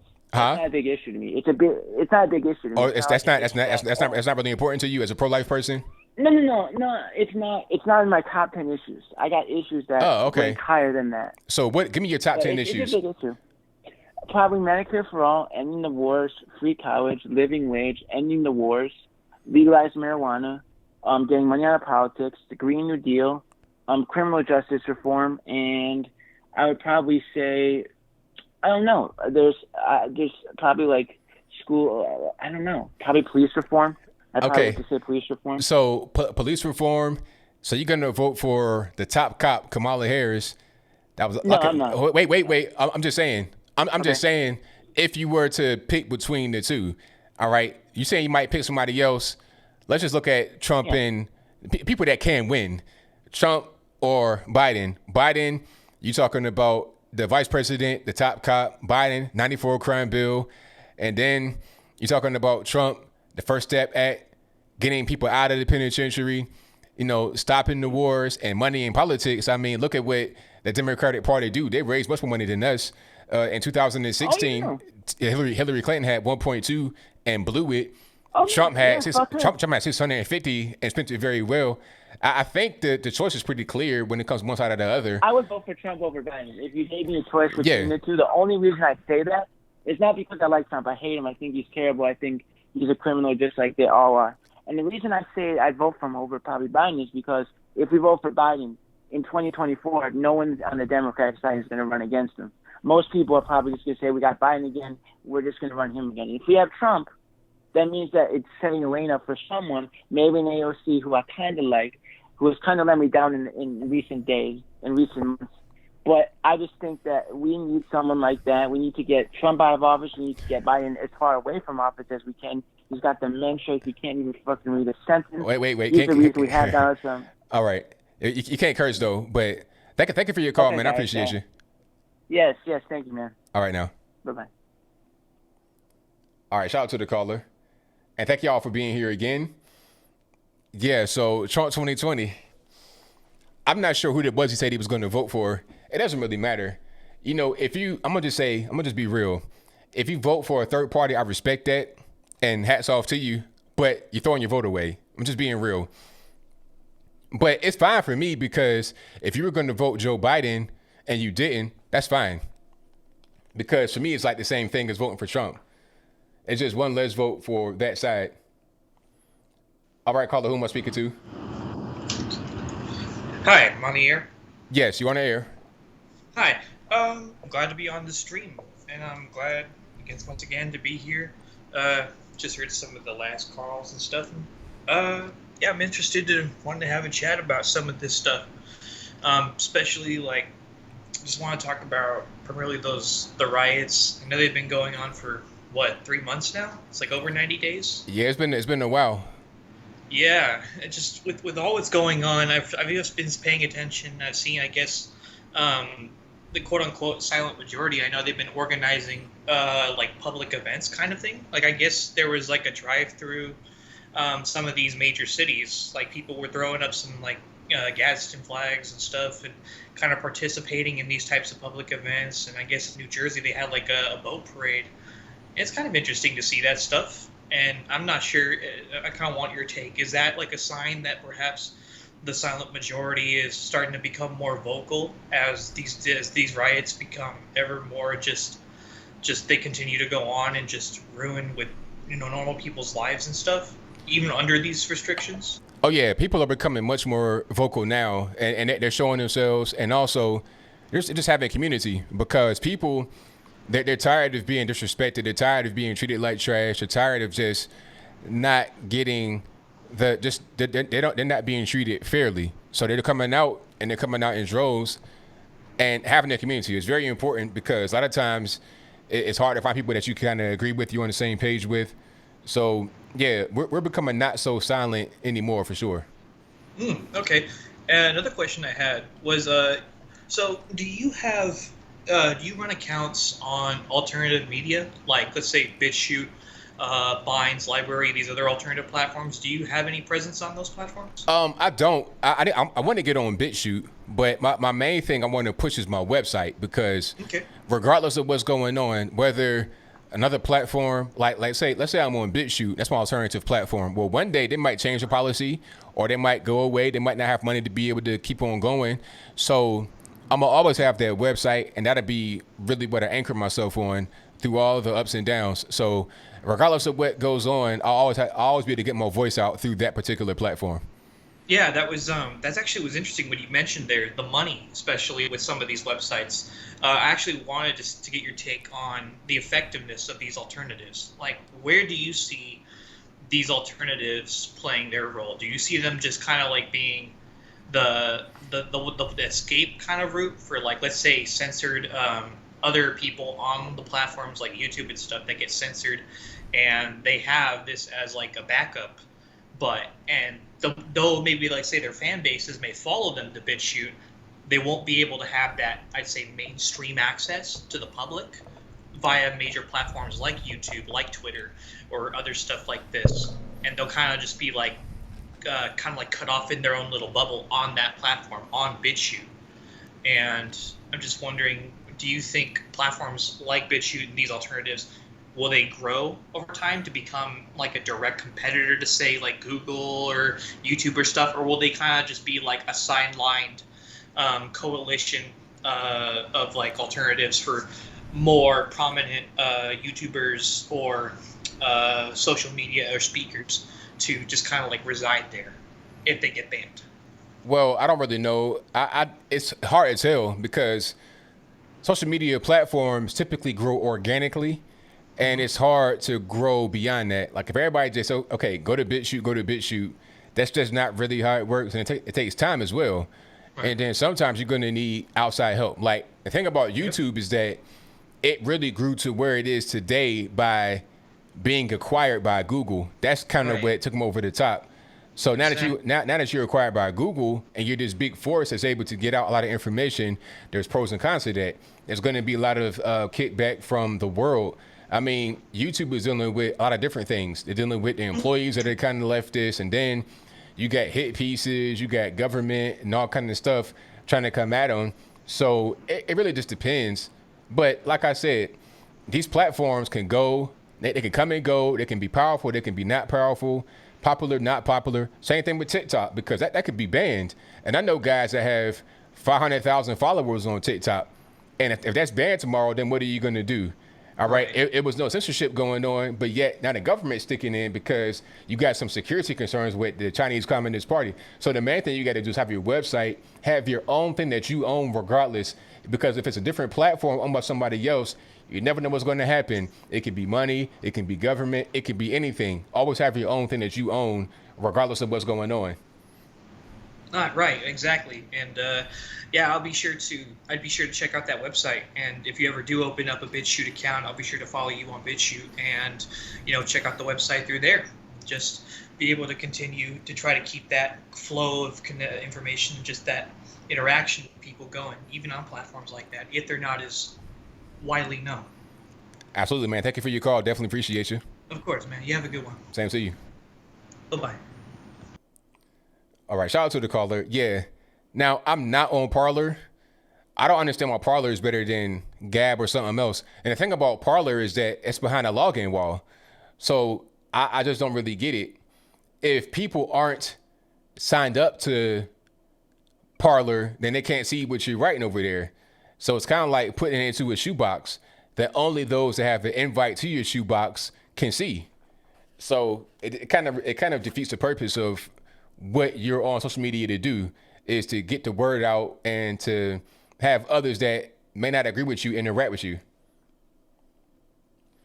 Mike from Queens, what's happening? Hey, Anthony, how you feeling tonight? Everything's good, man. Can't complain about yourself. I'm good. I'm good. Congratulations on your marriage. I know it's a big step. Thank you, man. I appreciate that. Unfortunately, mine didn't last, but it is what it is, and I've moved on. Right. Yeah, you were talking about the '94 crime bill earlier, and about the only good thing that came out of that was the fact that all the police that it actually put on the streets of the American cities. That's about the only good thing that came out of it, because a lot of the mayors that were in these Democratic-controlled cities had asked the federal government for help during that time. Right. Yeah, they did. So I mean, part of it was actually not bad, but then just the other stuff that was just the stuff that the First Step Act had repealed out of the crime bill was a big achievement. I tell you, I don't. I just hope if Trump wins re-election, he brings the hammer down on all these groups. I mean, because there is no end in sight for all the rioting and violence that's happening in the cities. I mean, maybe it was worse in 1968. There's a lot of people from that generation have told me, because you had the Vietnam War going on. There was protesting every day, and this is very similar to 1968. Yeah, like that's kind of what I'm seeing after King was assassinated. It's similar to that, but it's like, all right, what are we even doing here? Like a lot of this stuff is not even about anything. It's about questionable videos. I feel like now it's like social media. That's the driving force behind it. If a thing happens on social media, people are kind of upset about. Then, that's what they're out there rioting about, and they're just hurting. They're just hurting innocent people. Yeah, and it's just a black guy. It's a black guy. People in the suburbs are looking at all this stuff, and people, and it's just a whole revolving door. I mean, look at just recently, Vince James was deplatformed off of YouTube, and I really think I think outside of you and a few other people on YouTube, he's excellent. He really, brings facts when he does his videos. I mean, I've been watching him now on BitChute. He had a video, I think it was yesterday or today on how he feels that these cops are going to get exonerated in the George Floyd case. He was showing a clip on Court TV on how they had these lawyers that were talking, because I think this coming Friday, he has an appeal, supposedly to have the charges thrown out. Oh yeah, and I think if nobody else, if all the guys don't get off, most certainly the officers that were not, with the knee on the neck, the others they'll get off, because they literally didn't do anything that could have caused this man to die. Like, that's just a fact. And then as far as the whole knee thing, he'll probably beat that too, because they're charging him way too much. Like, even if there was some kind of charge there, what they're charging him with is not what he did. If the knee caused it, that's not what he did anyway, as far as what they're charging him. So he'll beat that. And it's going to be people that are upset, but they may try to delay it and wait for a while. So it's kind of like out of sight, out of mind. Yeah, and it's like, and then now you're talking about when you're in court and in the proceedings, you're not talking about emotion. You're talking about the logic and fact. You're talking about logic here. And the argument that they were stating that these lawyers on Court TV were stating was that how they restrained him was what they were trained to. That's how they were trained. That's in the Minnesota police officers handbook. They actually were using the proper tactics. That's right. And really, if you look at it, all right, the knee to the neck, all right, I guess everybody could agree that was kind of excessive. But really, if you look at it, it was the amount of fentanyl. He basically died of a fentanyl overdose. Yeah, that's what happened. I mean, we saw, like, when we saw the body cam video that came out later, how he was behaving, that was excited delirium all day long. It's the same thing that happened up there in Rochester. It was the same type of thing. It's like you're way too excited for no reason. The police are calm, they're mellow, but you're excited because you can't control yourself because you're on drugs. That's what caused him to... Exactly. Yeah. The delirium, as they say. And, and the media is complicit in all of this. This kid up in Kenosha, the memes that have been coming out, I think I tweeted one to you yesterday, the Kenosha crackdown. Oh, my God. Those memes are hilarious. He's going to probably get off on self-defense. Yeah. And he's got the same lawyers that represented Nick Salmon. They're already in the process of coming up with a defamation case against the mainstream media outlets. They never learn. They love to see the country burn. And look what Lincoln did during the Civil War. He took away press credentials from the media. These were basically enemies of the state. What's different now in 2020? I mean, I see it as the same thing, because that's what's going on. The media, they keep putting out fake stories, just like the whole thing about Trump and the soldiers. They keep putting these things out. They keep getting debunked over and over. And what the media end up doing is just causing civil unrest. This whole thing with in New York, in Rochester, and talking about, oh, he had a white hood on his head. They're doing things with the intensive purpose to rile people up, to get them to go out there and do things, because they're able to get a bunch of traffic and views like that. Exactly. But they're harming the nation in the meantime. They keep demonizing the police, and they keep putting up these criminals that have a rap sheet as long as the Bill of Rights up on a pedestal. And I don't know about you, but the smoke comes out of my ears. I'm with you, man. 100%. So, all right, listen, thanks for the time, and congratulations again, and I will talk to you soon. Thank you for the call, man. Definitely appreciate you. Have a good night. All right. Shout out to my man Mike from Queens. Great caller as always. And I thank y'all again for being here. You guys are the best audience on the internet. The number to call, 434-658-1220. Let me get to the next call. 716, you're on the line. Who am I speaking to? Hello? 716, who am I speaking to? Hey, Anthony, it's Jay from Buffalo. How you doing? Doing pretty good, man. Can't complain about yourself. I'm doing great. Hey, congratulations to you and Mrs. ABL. Thank you. I appreciate it. Hey, one thing that no one talks about is that the weather's about to change. So I think the amount of protests are going to drop. You know, when it's 20, 30 degrees out, and the protesters aren't going to be, they're not going to want to be out there in the cold, and I don't think they're tough enough to handle it. Yeah, I think you're right about that. They're not going to be out there. I mean, they're out there having a little dance parties and whatnot. But when it starts to get cold, or you got a little snowstorm, got some sleet and some hail, it might be an issue. I know up here. I know we've seen some ice storms as early as the beginning of October in the past. So you never know what the weather is going to be like up here. Right. Exactly. And I understand what you said about Parler, but some of the other social media platforms, if you go to you and Brandon and some of the other people could drive that. If you guys go to that, what are your intentions as far as your website? Are you going to be sending out notifications? Oh yeah, notification. Like my thing about the website is that I want to have that be a place where you go just automatically, like you just check it, so you can go there to see what I'm doing regardless of what's going on. So it doesn't matter if a particular platform is available or not. That is always going to be there as far as my website. So I'm always going to have that just, for my own personal outlet that I own. That's my main thing, because when you're dealing with some of these platforms, even Parler, they have terms of service too. You can get removed from Parler just the same way you can get removed from Twitter. They're less restrictive on certain political things, but they still do have a terms of service. So anywhere can be a place where you get deplatformed. They might go out of business. Anything can happen. So my website is always going to be there regardless.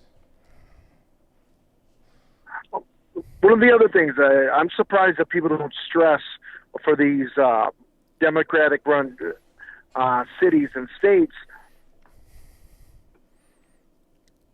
You priority. There? Okay. Yeah, I'm here. These Democratic cities, their number one priority should be security for their and responsibility is for the security of their people. Yeah, I mean, people don't think. That's a logical way to think, but people don't think. I mean, that's what I always say. The government, their primary focus should be on safety and security. That should be their number one goal. But that seems to be lacking in a lot of these liberal cities, and for some reason, that's not really a big deal to some of these people that are out there so-called protesting, or even some of the voters that are not protesting. And I think Trump should stress that more too. That's the responsibility of government, is for the protection of the people. Yeah, for sure. And also, I think the average citizen looks at it, if they can't protect a police station, how are they going to be protected? Right. So, but I won't hold up. I know you got a lot of callers. ABL, good to talk to you. And I understand there's some good tax. The taxes are crazy in New York State. I may actually move south, so I'm looking at maybe Virginia or Tennessee. Yeah, come on down, man. I know you're going to be a good citizen out here. You know, no liberal points of view, so it's all good, man. There are a lot of people from Western New York that have moved down to. I did an event in Knoxville, and there were a lot of people from Western New York that have moved down there, and they said it was the best decision they made. Absolutely, 100%. All right, ABL, I won't hold up your lines, man. You have a great night, and congratulations again to you and the missus. Thank you, man. I appreciate it. All right, bye-bye. All right, shout out to the caller. Let's get to the next call here. All righty, man. Valentine's show, what's happening? Anthony, talk to me, brother. How you feeling today? Everything's good, man. Can't complain. Anonymous sources report to me, like CNN, they report to me that the sinking of the 4 boats, of the 4 Trump boats, was actually the Antifa Navy. Yeah, I've been seeing that on Twitter, the Antifa Navy. They out there on canoes and paddleboards, just sinking boats. Listen, man, 2020 keeps on giving, man. Osama bin Laden's niece endorses Donald Trump. I saw that. That was crazy. That was wild. Yo, and it's crazy how she looks. She actually looked like a white girl. Did you see a picture of her? Yeah, she kind of reminds me of Laura Loomer a little bit. Yes, that's exactly what I thought when I saw her like that without reading the title. She looks exactly just like that. It's insane. But I'm actually calling, man, because out of all the story this week that happened, man, I'm kind of like pissed off at Stephen A. Smith, man. That's the story that did it for me this week, because just like you, like Stephen A. Smith, I seen him. I love him as a communicator. The guy got pizzazz. The guy got style. He's funny. He has everything. As a matter of fact, I don't know if last year, you know, that he signed a contract for like $10 million per year. I don't know if it was like a 5-year contract. Did you see that? Yeah, I saw that. He's like probably like the most paid guy over at ESPN. Huge contract. And then he comes out with what I call this venom, spitting this venom out into society, what he said yesterday or the day before yesterday, whatever day it was. I mean, and it's crazy to me that he will say something like this, right? Because I haven't followed sports like in a couple of years, literally a couple of years. But he comes and he says that Steve Nash was hired because he was white, right? Yeah. White privilege. I'm like, what is he talking about, dude? And then right away, I'm on my internet, I'm on Google, and I'm checking out, okay, coaches that got hired in the NBA without no coaching experience. And then NBC had run a story, bro. There's like a list of coaches, and there's like 5 black coaches on there. And the funny thing, in his little spiel, he actually mentions Mark Jackson for the Golden State Warriors. He got hired, black player, black coach, hired with 0 experience. So what is he talking about? Like, you got Mark Jackson that he mentioned in that same thing. You got Jason Kidd, Derek Fisher, and the baby crier of last week, Doc Rivers, crying that America doesn't love black people. Yet he got hired as a coach with 0 experience. But my question to you is, like, this man is, you said it, the highest paid anchor on ESPN, a guy who's he lives sports, right? He eats sports. He does all that, right? And it took me literally 5 seconds to debunk that story. He doesn't know this information? You think he doesn't know this information? And is he doing it on purpose? Because to me, it seems like it cannot be ignorance. It cannot be that he does not know. Yeah, I don't understand where it came from. It surprised me really when I heard it, because I had been seeing Stephen A. Smith, and, you know, I was getting emails about it. Hey, man, you got to cover Stephen A. I'm like, what's going on with Stephen A. Smith? What did he do? Then when I saw it, I was like, really, Stephen A.? Where is this coming from? So I didn't really understand. I felt like he might have been just kind of ignorant and didn't know all of what was going on. It had to have been. That's my only explanation, because if you know that Mark Jackson, Magic Johnson, Isaiah Thomas, Jason Kidd, Doc Rivers won a ring. If you know that these guys came into their job with no coaching experience, and also honorable mention Avery Johnson, he only did 1 year of coaching before he became the head coach of the Mavericks, but that was a done deal. It was just something that was set up. It's like, okay, do 1 year of this, and then you the coach. Boom, that's how it was going to be. So I was just kind of surprised that was going on, but I feel like it's just some ignorance. And then he doubled down on it, probably because he didn't want to admit that he was just ignorant and didn't know what he was talking about, really. Man, if he didn't know, to be honest, I'm like, man, then these people don't know. Like, he did not know this stuff. Famous people like Magic Johnson, like Isaiah Thomas, like they got jobs, and you're talking about this and spewing this and telling people, and in the NBA, out of all places, where he has said it himself, 80% of the players in the NBA are black. So what is he even talking about? Then he's saying that we have to work 2 times as hard and do this. Dude, you're like making it, man. But I mean, it got me pissed off, to be honest. And to see him just spewing this out to a lot of young boys who listen to the NBA, right? Saying that, damn, man, I don't know if I'm gonna make it, because they believe in all this hatred that is being spewed by LeBron James, Stephen A. Again, maybe it's ignorance. I'm not sure, but I highly doubt it. And they're believing that there's an actual barrier just based on their skin color. They don't know. No, there is no barrier. Just work hard and make it happen. It's crazy, man. And to switch topics a little bit, how about and to end it actually, how about Kim Jong-un hitting on Sarah Sanders, bro? Oh yeah, I saw that. And then the media tried to like spin it. Like Trump was obviously joking. He was like, "Hey, of course he was. You'll take one for the team," you know. And then they were trying to say, "Oh, he trying to set her up. Says you got to go out there and do something." It's like, man, come on, the man was joking. Everybody was busting out laughing.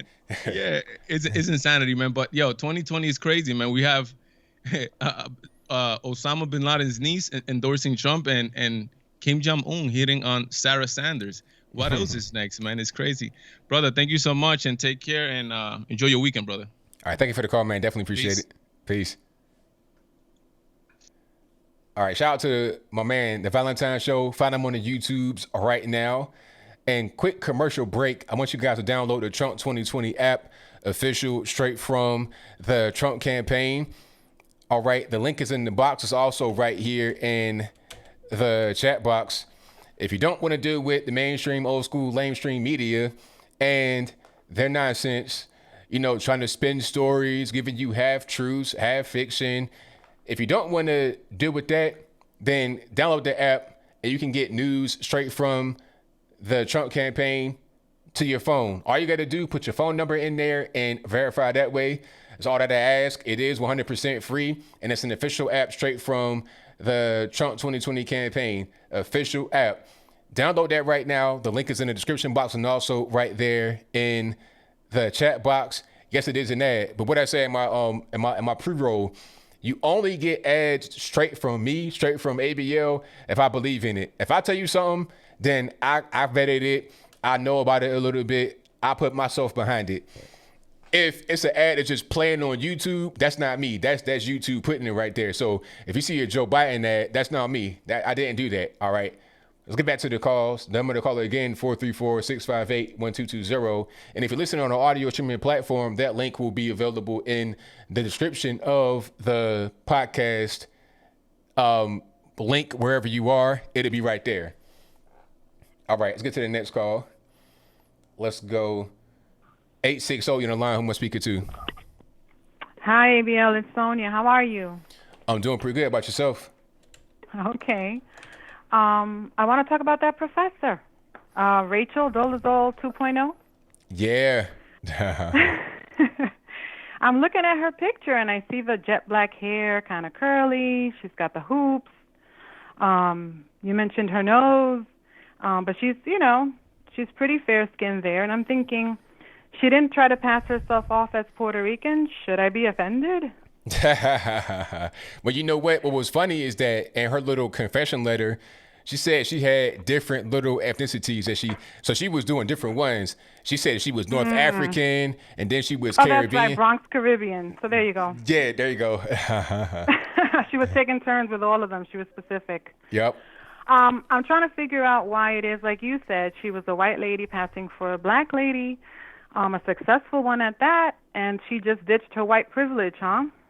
That's what I'm saying. You know, took the white privilege card, cut it up, threw it away, and said, you know what, I don't want it. I'm going to just, be a black woman and live life that way. Oh, my God. And then let's talk about her brother in arms, the Sean King guy. Oh, yeah. I didn't even know that man existed until all this politics stuff. And the first thing that I thought about, I guess because of the name, nothing special, was Sean Paul. So who do you think is more black out of those two? Oh, wait, you talking about Sean Paul, the reggae guy? Yes. Well, yeah, Sean Paul, he he's like Chinese and He's black. Jamaican. Yeah, he's Jamaican. Oh, But I think his dad is Chinese and his mom is black or something. Like he's most certainly more black. Sean King is a whole white man. Well, I hear in online circles that he's biracial. So I don't know. You heard that too, or you think he's just 100% white? 100% white. I mean, there's Maybe no way. pretending to be biracial. Yes, 100%. Because he even has like this little fake voice, like he's trying to be like having a deep voice. It's like, man, come on. And then every now I and never heard him talk. oh yeah, got the black scent going on heavy. And then every now and again, the country Kentucky boy will slip out. You know, I hear it. It's like, no. Yes. Wait, He's the like- lady, the professor's from Kentucky too, and you said that she had a black scent. Is that No, what you said? she's from Kansas and has a black scent. They both Kansas. they both got black scents. Oh my God. Well, speaking of Kentucky, I don't know if this is true, but I've heard a lot of stuff too about the Derby, and I think the jockeys are starting to wear the BLM thing. Have you seen or heard about that? I've not heard about that part.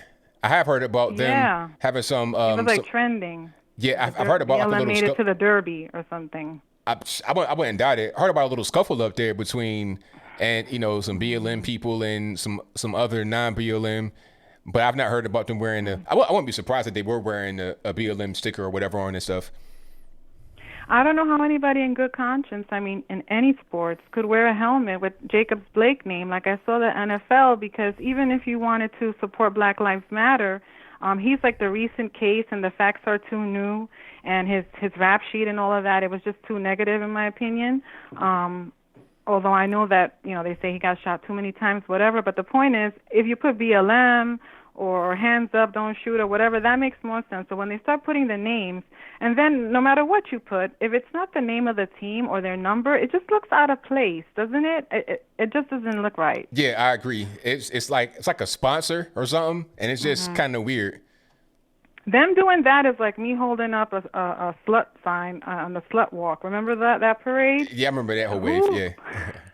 Who can do that without being embarrassed? And then those people in the restaurant in Rochester, when I saw that footage of them getting harassed, I thought to myself, oh my God, they make that other video that I saw look good, where they were just wanting the people to put their fist up, that's all. It was still protest on demand, but this, they were just wrecking the place, and I'm thinking, what do these people have to do with the cops? They're just a regular, citizen, and they're being harassed and tormented. It's just so unfair. It really is. They might as well just take it to the precinct, not the average person. But anyway, all right. And then one more thing. This pro-pedophilia bill in California is scaring the living daylights out of me. Because what if it comes to New York or some other place? I mean, they think it's okay there. And no one's talking about it on the news anyway. It's all just, the conservative websites and stuff that are mentioning it. No outrage about that. Yeah, because they don't want you to know what the actual goal of what they're doing is. This whole LGBT stuff. They don't want to just stop where they are. They want to keep on going until it gets to be really unrecognizable and crazy. And I can't believe Kamala is offering to bail out protesters, but she don't want to, start a fund to help the businesses that are getting crushed. It's so unfair. Yeah, it really is. They need the money too. And then the last thing before I go, I can't believe that the Democrats are saying that every black person that showed up at the RNC, they said that it was like a minstrel show, that it was an SNL skit. They have a lot of nerve, right? Considering that guy they had singing, and because that looked like an SNL skit. It but sure they did. said it was all pandering. The same party that wore the Kensington cloth, and that's it. Great point. Excellent point. Thank you, ABL. Take care. Thank you for the call. Okay, bye. That's a great point. How you gonna talk about pandering Democratic Party when you got the kente cloth on? You might as well put on the square hat and call yourself the Hotel National Convention, the Hotel National Committee, HNC. Just do that. And don't talk about pandering. You're the panderer. Pander bear. Okay, let's get to the next call. All right. Can you hear me? Oh, I must not have been able to answer it. Okay, let's go to the next caller. All right, Matt, what's going on? Hey, ABL, what are you up to? Everything's good, man. Can't complain. Hey, I kind of think you can be any race you want. I'm gonna change my name to Simba or something like that. One of my biggest takeaways from the DNC was watching Elizabeth Warren on the Native American caucus. Did you catch that? I did not see that, but I heard about it. They talked about a bunch of Native American stuff, and really that I couldn't take it in because I was just so gobsmacked about how nice Elizabeth Warren's house was compared to all the other Native Americans. Like the other Native Americans, like I thought it was. I thought fans or nothing, but Elizabeth Warren's is like all opulent. I thought it was just me that was noticing the Democrats' houses and stuff when they do the zooms. Like that's what I'm looking at. I'm looking in the background, seeing what kind of floor you got. If you got a big tall ceiling, I'm looking at that. I was obsessed with it. I couldn't hear a damn thing they were saying. Hey, I gotta say too, I like all your callers tonight too. They're really good. It seems like whoever you got doing your screening stepping it up or something. I don't know. Hey, that video in Rochester, I might show that to my kids. My kids are 7 and 10, and I've completely kept them out of politics. I don't want them. I don't talk about Black Lives Matter. I don't talk about like government much or nothing like that. I mean, they see me lament over taxes or something, but I keep them out of it because they're kids. And just today they closed the streets down to have restaurants outside out here, and there was this kid that was doing sidewalk chalk next to other kids that were too close doing sidewalk chalk, and they all had the masks on and stuff, and the parents separated everybody. And they were writing Black Lives Matter, like white kids writing Black Lives Matter on the streets and stuff. I was like, man, I feel bad for these kids, but it's really none of my business. But I might show my kids that video in Rochester because it's not something that's too graphic, and it just shows like basically a grown adults acting like children, like pushing people's plates and stuff like that. That's something I would have gave my kids a spanking for, if they did something like that. Right. And I probably only got one more thing for you, but I saw this video. I'm reading, his name is G. Edward Griffin. He wrote the book, The Creature from Jekyll Island. Have you ever been down that rabbit hole? I've not. So like it's a Ron Paul thing. When I was a delegate, we read all these books and stuff like that he had recommended. And this was one of them. But there's a video. I put the link to it in the Skype. It's a YouTube video from this guy in the back in the 1940s, and all these words, Antifa and fascist, and he talks a lot about like pulling the thread of racism. So basically, in the 1920s and 30s, the communists wrote all these manifestos on how to install communism in every single country. And in the United States, the racial animosity was like that sore spot. And the whole playbook is in there. And that video that I sent you by G. Edward Griffin is he kind of outlines it. It's only a 1 minute long video. You can take a peek at it. But that's all I got for you. Great show, and I appreciate you guys. Thank you for the call, man. Definitely appreciate you. Great call from my man. Excellent call. Alrighty, let's get to the next call here. And you guys on the drill, 434-658-1220. 704, you're on the line. Who am I speaking to? Hello? Yes, who am I speaking to? Hello? Hey, ABL. This is Charlene from North Carolina. Alrighty. How are you? I'm doing pretty good. About yourself? I'm great, thank you. I don't know if you received my email I sent you about a week ago. It was about from Walgreens. I'm not sure if you had time to read it, but it's speaking of like it says how systemic racism affects the health disparities among Black people, and I find it like very offensive to Black and white people, and I feel like that these companies are like encouraging racism, and it really hurts a lot of people dealing with racism and stuff like that, because I'm not a racist person, and I didn't raise my kid to be racist, but everybody has to see this, and it's like they're cramming it down our throats, and I don't agree with companies doing that. It's just really stupid to me. Yeah, I don't even understand why they're doing it. I just don't really get it.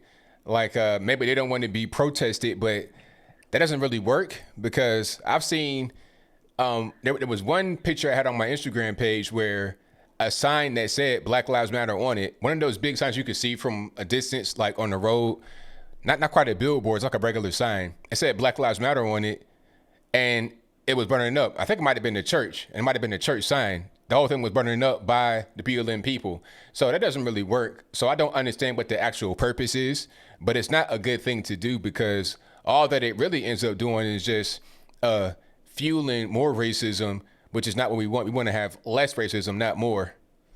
Yeah, and like part of their email, it's really, I can read it to you. It says like black people are more likely than white people too.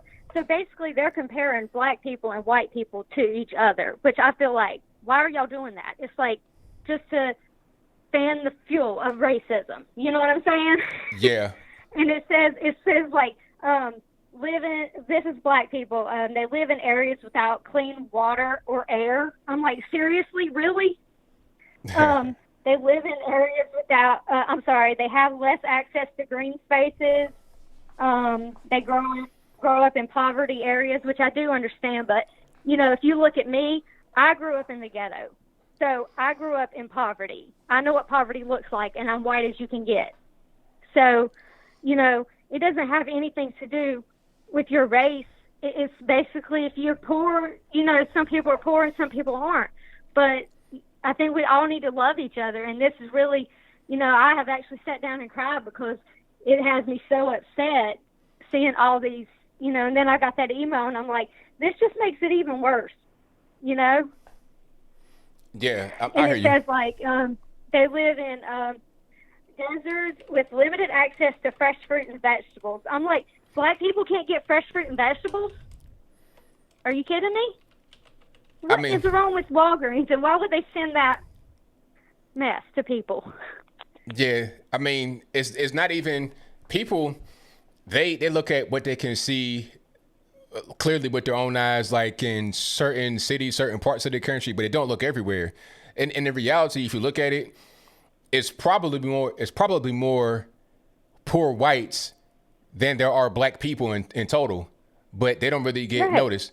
You know, like in certain parts of the country, like West Virginia, they totally ignore East Tennessee. You got poor, extremely beyond what most black people will ever see as far as poverty. They get totally ignored. It's not even nothing done for them. All right. So this whole thing about, oh, because you're black, you're going to be in poverty and all this and that, it just kind of ignores everyone else. It shouldn't be about race when you're dealing with people that have, you know, bad circumstances or hard life. It should just be about that particular circumstance and how to get yourself beyond it, regardless of what your race is. Right, and I just don't understand that. I'm just like, this has me like so upset. I'm like, why are they doing this to people? Why? They have it everywhere and they're pushing it on everybody, and it only makes you, you know. And then I feel like this, like when I walk in stores and stuff, and like I see black people. I'm not a racist, and you know, I live in North Carolina. Most of the people that I see, they don't seem racist to me. Like the black people I talk to, they, you know, in everyday life, I'm like looking, and when you look at TV and you look at the things they send you, and you think, people really think that way, but I don't think the majority of people are really racist. I think they're trying to push this, like, to make us think that way. Right, exactly. You're right. Because, I mean, like, like today I went to Harris Teeter, I was talking to a black gentleman. Me and him could have been best friends forever. I mean, you know, it's like, so I'm not going to let what I see on TV and what they're sending me change the love that I have for people, regardless of what race they are. Absolutely. You know, and that's the way I think all the viewers out here should be, and all people. We should love each other. And I just pray for our country that God helps us heal together. But thank you so much for your time. I know you're busy, but me and my family, we do appreciate you. Well, thank you for the call and your support. I definitely appreciate you. Thank you, ABL. All right, shout out to the caller. But yeah, like I was saying, the reality is that there's more poor whites in America than there are black people, period. If you look at the entirety of the black population and compare that to the number of poor whites, there's more of them than there are of us in total. it shouldn't be about race and all of that. It should just be about what can you do to get yourself out of that situation. You know, like what's the best strategy to get out and to improve your life and to improve the lives of others that are around you, to improve your family's life. All this race stuff. And I think people are starting to realize that it's bogus and they're not really buying into it. You know, the average person is not even really on that. It's just some people that are, unfortunately. 706 on the line. Who am I speaking to? This is 770 ABL, Anthony. Oh, all right. I got you. What's going on? Oh, not much, man. How you doing tonight? Everything's good. Can't complain. Good deal, good deal. Hey, I just wanted to give you a shout out and tell everybody, please, let's fight this mail-in voting crap. I know I harp on it all the time on your channel, but it's a big deal, man. Vote in person. Vote in person. That's the way to go. Absolutely. I mean, all these protests are going on. They got 25, 35, 50,000 people, and they no distancing. Everybody's elbow to elbow. They can go out there and vote, too. It shouldn't be a problem. That's right, man. And COVID in the Southeast is going down. I mean, the numbers going down in Georgia every day, you know. And I think Florida, the whole Southeast, matter of fact. But, you know, it's like I've heard you say many times, if I can go to Walmart or the grocery store, I can go vote. That's right. I mean, to me, it's just kind of simple. I think they're trying to just do something to cheat the election because they know that they're not going to be able to get it done with Joe Biden. You know, this man is pretty much got one foot in the grave, so they know that they got to do something else. And I think their ultimate goal is to have the election get contested because if everybody's doing mail-in voting, you won't know the results on election day. It'll take a long time. It might take it to court, and then they'll try to, you know, finagle some judges to get them to cheat to win. That's the only reason I see for them to do this whole vote by mail thing. Man, I think you're right on, man.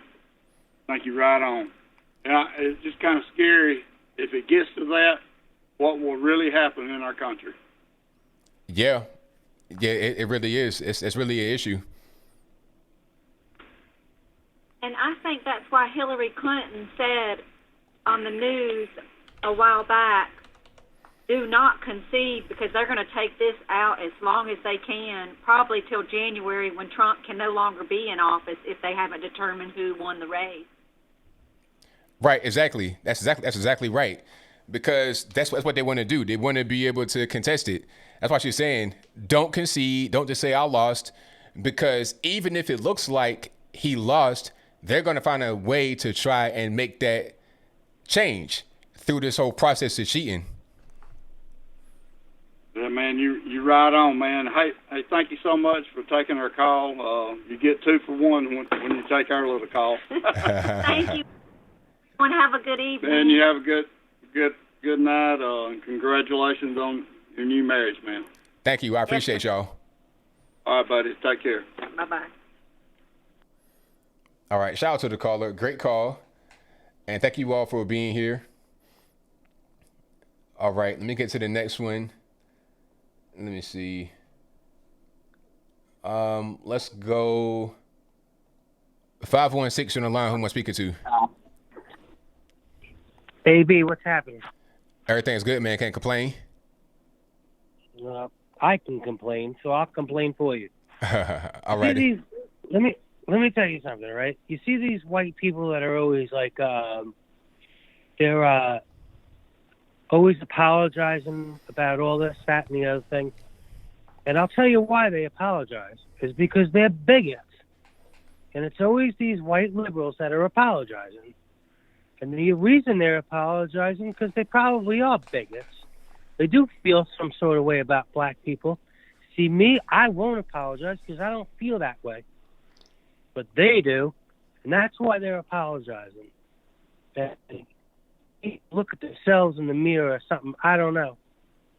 But it really bothers me when I see it. And then they're like kind of like speaking for all white people. And I don't know. Do you understand what I'm saying? No, I understand what you're saying. Absolutely. Like a lot of what they're doing is just projection. They're talking about racism and stuff like that. But really, it's them that feels the way that they say racist people think, because they are the racists. Exactly. Yes. They feel like they're apologizing for all white people, but really what they're doing is apologizing for the way they feel. Correct. Boy, that bothers me. Well, we know who the racist people are. We can identify them now. The masks are off. So if they want to complain about racism, they can just start with themselves. Fix yourself, and then have all of us regular people just continue to live our lives. Well, you know what? I don't even call it racism. I just think they're bigots. I think there's a big difference between being a bigot and a racist. People use the word racist a lot. To be a racist, you got to have some sort of power to put across to somebody. But, if you're a bigot, you could be a bigot about anything. You could be a bigot about color, race, religion, or anything. But people use the word racist, I think that's a special word that needs to be approached for special people.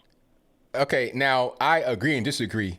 I don't think you have to have any kind of power to be a racist according to the definition of the word, but I do think the word is used too much, too loosely, too liberally, and I think that it is a special word. Now, I think the word does apply to these people because, all right, here's an example of the racist things that these people, the crazy far leftists, do. If you're a black person and you don't agree with what they got going on, they want to attack you, call you all kind of names, sabotage you, dox you. One guy got stabbed. A black Trump supporter got stabbed by an Antifa guy at a Black Lives Matter rally. So we're seeing the actual racism come out. The physical threats, the violence, the hatred, all of that, the racial slurs. I done been called the N-word by these people on multiple occasions. Not in person, of course. So, that's where the actual racism is. Now, just regular people, that's not a thing we really deal with. That's not really a thing. So that word is something special to be used in a special situation. And I think these people that are out there rioting and destroying whole neighborhoods and cities, they earn that term for them. Well, what really bothers me is when I see these white people apologizing like they're apologizing for all white people. Don't apologize for me because I got nothing to apologize for. And I would never even, I've had plenty of black friends, but I'm not going to sit there and throw out the black friends card or whatever. I just know the way I feel as a person, I hear you, man. And I don't know, man. It really hurts me. No doubt, man. Well, thank you for the call. Definitely appreciate you. Thank you for taking my call, my friend. Oh, no problem. Love your show, and I'm always listening, brother. Thank you, man. Appreciate you. Later, bro. All right. A shout out to the caller. I get to some more calls. Nico, what's happening, boss? Hello, Anthony. How are you? Everything's good, man. Can't complain. How about yourself? Oh, after a year, for a year, I'm just trying to be more honest with myself. If it's safe to admit that I'm no longer depressed. Even before this COVID stuff, I was depressed for a number of months. Well, hopefully, you're coming back to yourself, man. Oh yeah, making progress, I'll say that. But I just really wanted to say is that with this Antifa stuff that's going on, I know I gotta say that these people are my age, to be exact. And to say this is that it is kind of funny to see, when you see these Antifa people getting arrested, it's very funny, or facetious for a more logical term. But at the other side, you see these small businesses, and then I remember seeing this one where these real immigrants that had a small business, and then all of a sudden they were on their remains of their business, this immigrant couple hugging each other as they saw that their business was in despair. And then you're just thinking, damn. Yeah, man, it's pretty rough. It really is. And then I'm just thinking to myself, since I'm actually, unlike these Antifa people, which I see that they don't have jobs, but yet I do. The thing that's going through my mind is that I have to go to work, okay? Right. I mean, it just kind of gets tiring when you get caught in the middle of it, you know? No, I hear you, man. It really does, because you're seeing things that don't make any sense what they're doing, but you're living a normal life. They're not. So it's like, what are we even really doing here?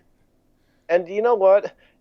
Speaking of that, you always hear that. You know that argument with those looters are trying to say that insurance is justified. They say, "Oh, those businesses have insurance, therefore it's okay to loot it, and therefore it'll just magically come back."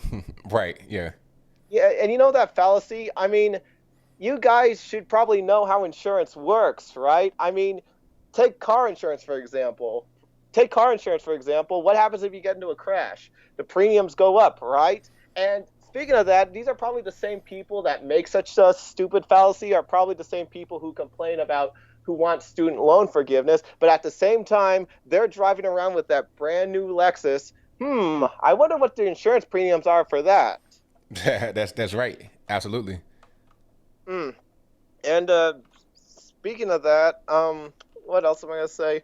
Oh, have you heard this that with the San Francisco salon that's happening? I actually showed this to my mom since she's a San Francisco girl and she grew up most of her life in San Francisco.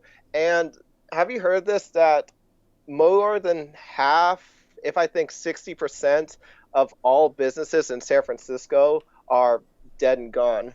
Yeah, I saw that, because the problem is that, number one, they were down for a very long time, so they can't get that money back. You can't go back in time and try to get it back. Even the PPP loan was not enough to do it. It didn't cover what they lost. And then also, a lot of their clientele has gone. They've left. They've gone to Oregon. They've gone to Texas. They've gone to Colorado, Nevada. They're out. So what are they going to do? And some of them are still not open all the way. So they're done permanently. Then again, it's kind of and I do believe that ice cream store. Remember that Nancy Pelosi late night show where she shows off that expensive ice cream? Mm-hmm. I think that ice cream store is gone too. Wow, it's crazy. Mm-hmm. And I think I've actually, and just for a short story, I think I've had some of that ice cream before in my lifetime, but that was probably about when I was 16. I don't even remember the name though. Oh. But I do remember what the logo looked like from what I saw. A vague memory. Okay. Yeah, but you know what? I just want to say is that, speaking of the salon owner, have you heard that she's actually receiving death threats? Yes, I have heard that. That's crazy. But and then also this, have you heard that a lot of these salon owners, they're setting up, they're actually rallying in front of Nancy Pelosi's house? Good for them, because go ahead. Oh, sorry, go ahead. Now, I was going to say good for them, because it's unfair for her to be able to get her hair done at a closed salon while they can't do their client share and be able to pay their bills and take care of the children. Hey, you know what? I'm probably will pay $100 just for a basic service for mine. Wow. But you know, I'm also gonna say is that what do you think of have you heard this about Trump with him defunding a lot of these big cities? Yeah, I heard about that. Like New York City and other places that aren't doing right. I mean, yeah, I think it's the right thing to do, because the cities just have to, they have to do the right thing by their citizens. And if they don't want to do that, then why should they be funded? Yeah, and the funny thing is that I do believe that I heard Andrew Cuomo panicking and telling the rich to come back and that sort of stuff. And then, yeah, at the same time with Trump leaving and then him spewing his vitriol, I mean, isn't that really bad for business, considering that he's a billionaire and he could have provided a huge tax revenue than most of the wealthy that's living in New York City? Isn't that really bad business? Absolutely. But hey, I mean, that's probably all I'm gonna say, man. I know you have quite big callers tonight. Oh, and before I go, congratulations on your wedding, dude. Oh, thank you. The wedding has not happened yet. We're legally married, and the wedding is next year. I wish for you many years to come. Thank you for that, man. I appreciate you. All right, thank you. All right, shout out to my man Nico for the call. I appreciate you, boss. Let's get to a few more calls here. Number to call, 434-658-1220. All right, let's get into it. And let me see. All right, Skype caller, can you hear me? Hello. Hello, you're on. Awesome. All righty, so what's happening? Okay. Let me turn this down so I can see you. Hi there. Hello. I'm Laura the Goddess. All right, well, welcome to the show. What's going on? So thrilled to be on your show. I'm a first-time caller. I've actually been I've been following you for the last couple of months due to convalescence and, of course, the virus. And watching some of this stuff. Never had time before the virus because I was so busy doing music and everything like that. And first of all, congratulations on your nuptials. I just heard about that watching you just today. Thank you. But yeah, up until the time I started watching you and a few other people, I was like totally not aware of some of this horrible stuff going on. Yeah, it's a crazy world.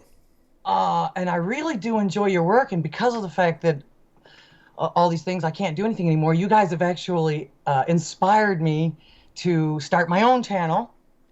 But I wanted to call you and ask you this question. I don't hear anybody asking this, and it's kind of confusing to me with all the unrest and everything that's going on. The mainstream media, or whatever everybody calls them, doesn't report a whole lot of this, or when they do, they sensationalize it to the point of where it sounds like it's a good thing. Mm-hmm. And of course, you got plenty of indie journalists out there, so there's no way that you can't see it, especially if you're watching like YouTube and stuff like that.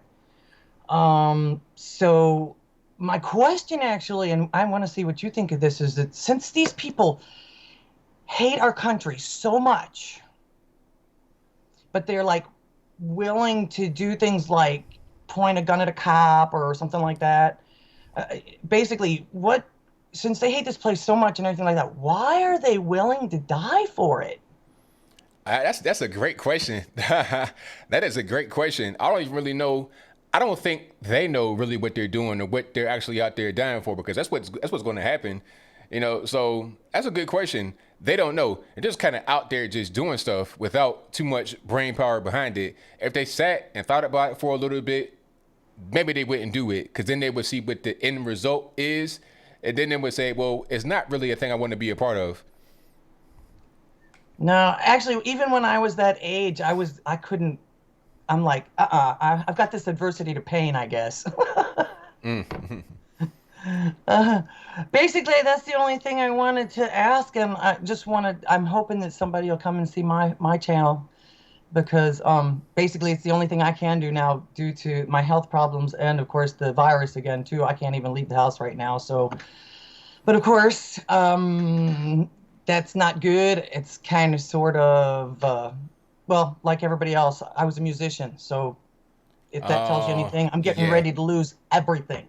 Yeah, that's really unfortunate. I understand, because touring and whatnot, were you doing that? No, but I was making a living at it up until February. Okay. And then in April, was it April? Yeah, just before April Fool's, I had 2 heart attacks. So oh wow.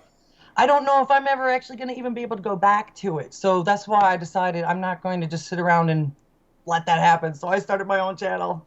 But you and Officer Tatum and Tim Pool and a couple of others, actually, they were like, man, if you feel like this and anything like that, start your own channel. So I did. Okay, so what is your channel? Give it a shout out right now on the air. My channel is called Here's What I've Heard. All right, here's what I've heard. Okay, I'm gonna find that. That's what I heard. I'm gonna put a link right there in the chat so everybody can go to it and check you out. Awesome. Thank you so much. I appreciate that. once again, congratulations on your nuptials, and thank you so much for taking my call. Thank you for the call. Definitely appreciate you. Happy Memorial Day. Oh, same to you. Thank you. All right, shout out to the caller. Nice caller. All right. And her channel is called Here's What I've Heard. Hey, it's a blessing to still be here. 2 heart attacks. It's a blessing to still be here. You know, that's a rough one for sure. Okay. Now, caller, if you're listening and just called me, I need you, if you can, to maybe email me your link, because it's going to be kind of hard for me to find that, because I'm getting like songs and whatnot that come up. So if you can email me the link to your channel, if you're listening to me, please do so. The email is on my website, but it's contact@anthonyblogan.com. That is ANTHONY, the letter B, LOGAN.com. Again, contact@anthonyblogan.com. All righty, caller, who am I speaking to? Caller, can you hear me? Wallace? Hello, ABL? Yes. Hey, boss. This is me again. I'm actually from Phoenix. And people keep saying Memorial Day. It's actually Labor Day. Yeah, it is Labor Day, ain't it? Yeah. Hey, I just wanted to call real quick and ask you a question about Jericho Green. In one of his videos, he's talking about maybe marriage being incentivized, maybe making it like 10 years, you get a bonus. And I was thinking, what do you think about that? Because obviously, if, you know, fatherless homes is a condition that's affecting a lot of people, what do you think about marriage being incentivized? I'm all for it. I said, let's do it. You know, they do that in Japan. Like, as far as not marriage, I think marriage, and also if you have children, they pay you like a certain amount of money. But is that right? Yeah. Like, if you have a baby, if you have because they got a population problem over there, so that's a whole different ball of wax.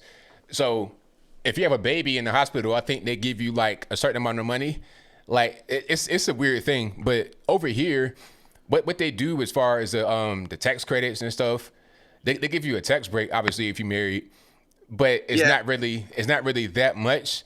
It's like just a combined income between two people. It'd be the same thing if you were single, but maybe they should give you a higher tax break if you're married. Yeah.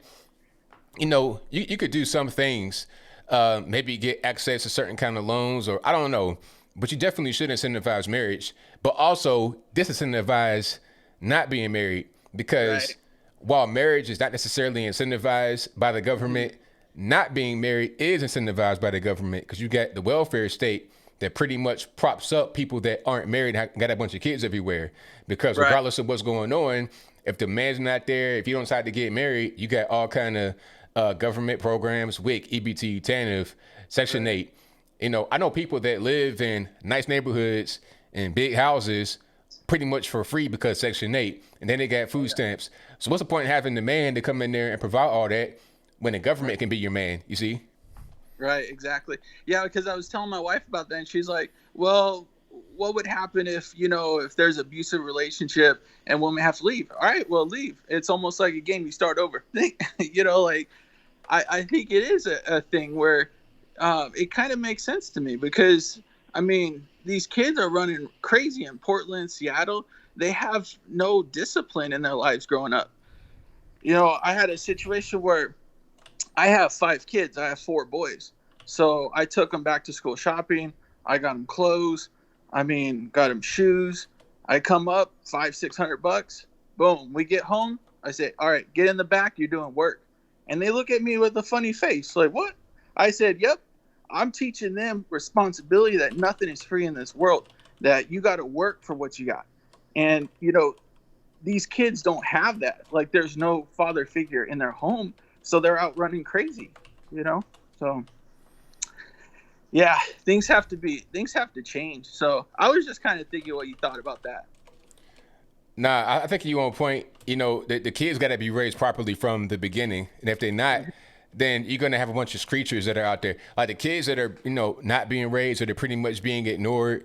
They're getting their attention by being out there screeching in people's faces and throwing drinks and stuff like that. You know, you got these dudes out here wearing tight pants and stuff, prancing around, because they're trying to get that attention they didn't get when they were growing up. Exactly. I think LeBron's a little bit like that too.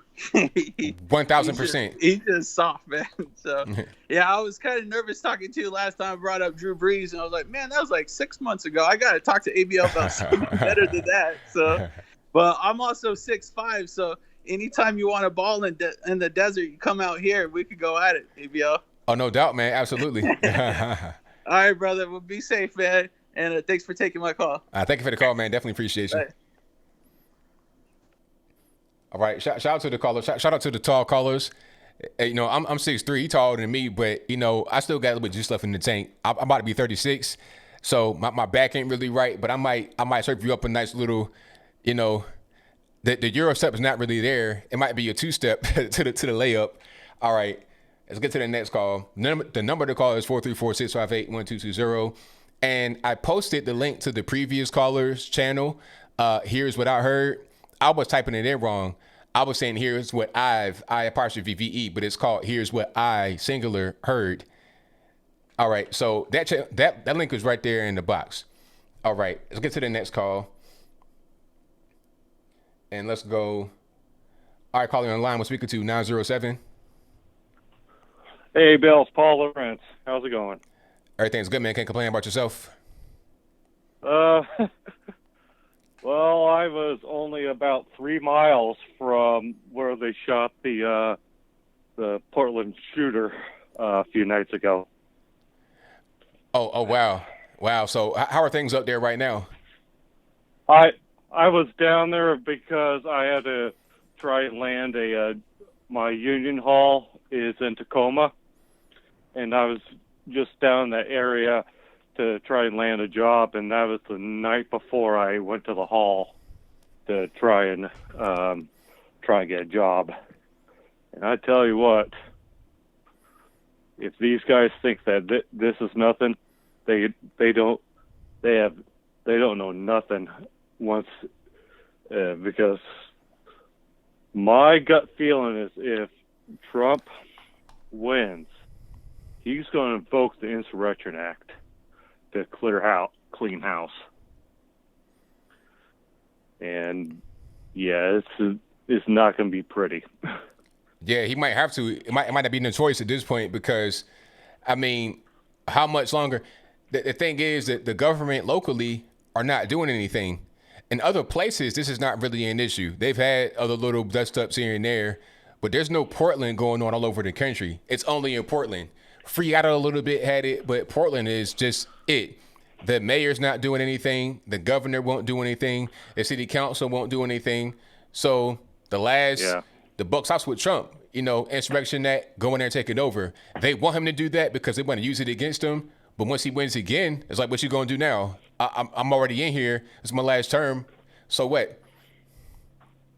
Yeah, I think that I talked to you a few months ago, and you know I'm prior military. And I tell you what, I had a friend of mine who carried the nuclear football, if you know what that is. Yeah. He had a Secret Service detachment and carried an M9 Beretta on him at all times. Mm. So it takes not a lot of time to start deploying troops if he had to. And these guys, they need, and I hope there's a bill going through the Senate right now that if you are caught rioting on unemployment, your unemployment gets revoked immediately. I love it. I love it. That's what should happen. I mean, you can't be funded by the state to go out here and commit violence against the state.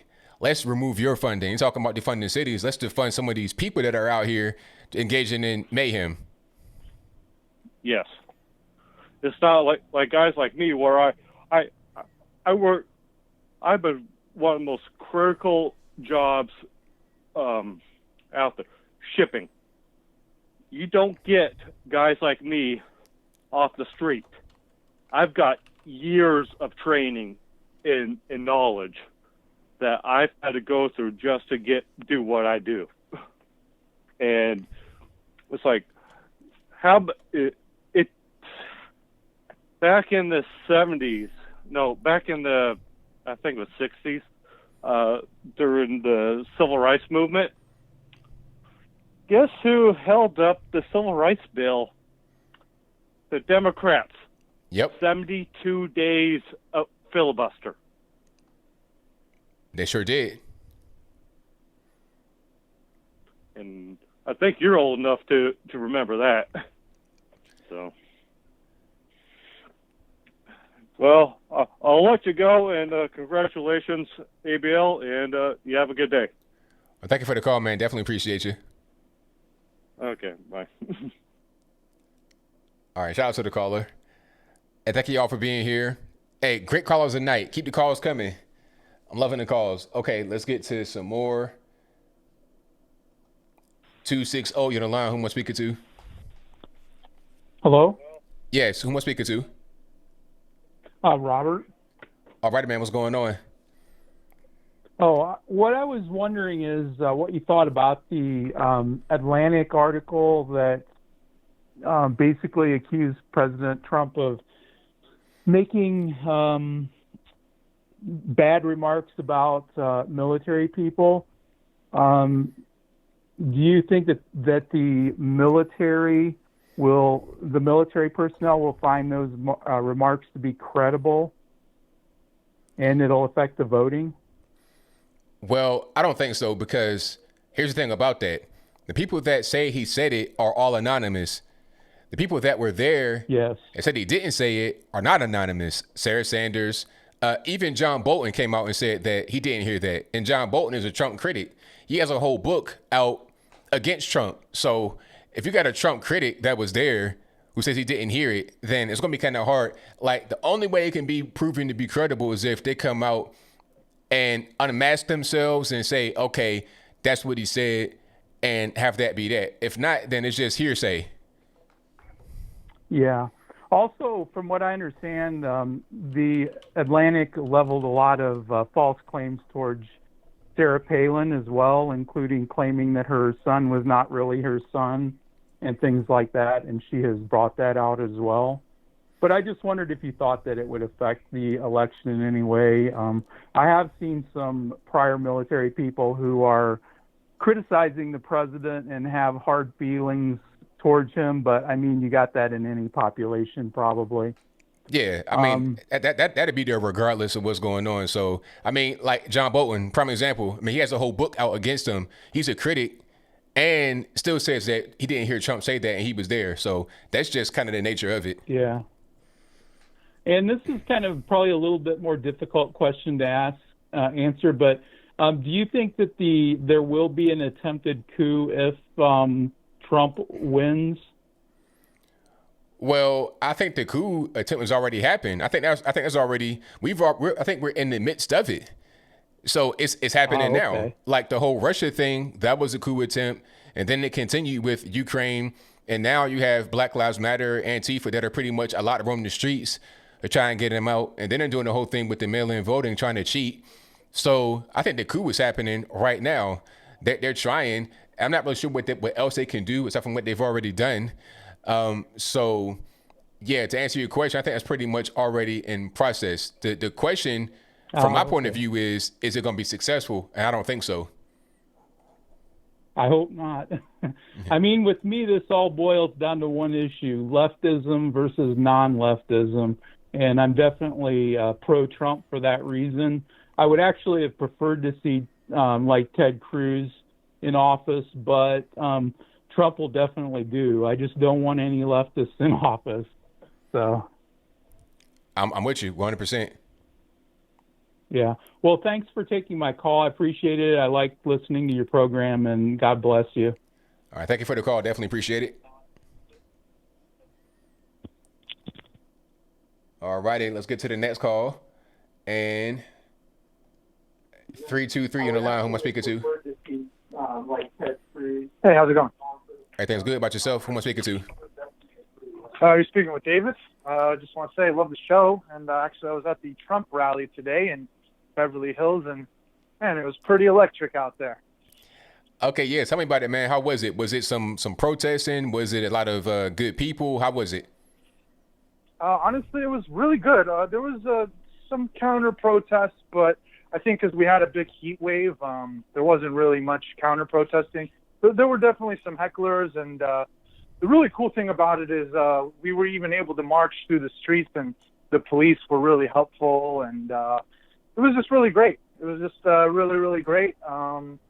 Yeah, you know, it's good to see, you know, in LA, you know, so many Republicans and people who support Trump coming out, and I think it's maybe not even all necessarily Republicans. I think a lot of them are Democrats that probably switched because I think everyone's just fed up. And to be honest, I used to be a Democrat. I voted for Obama twice before I voted for Trump this past election. So I think it's just people starting to wake up and, you know, just sick and tired of how liberals are treating us. They're just not treating us right, man. I feel like people want to change, and that's why I voted for Trump.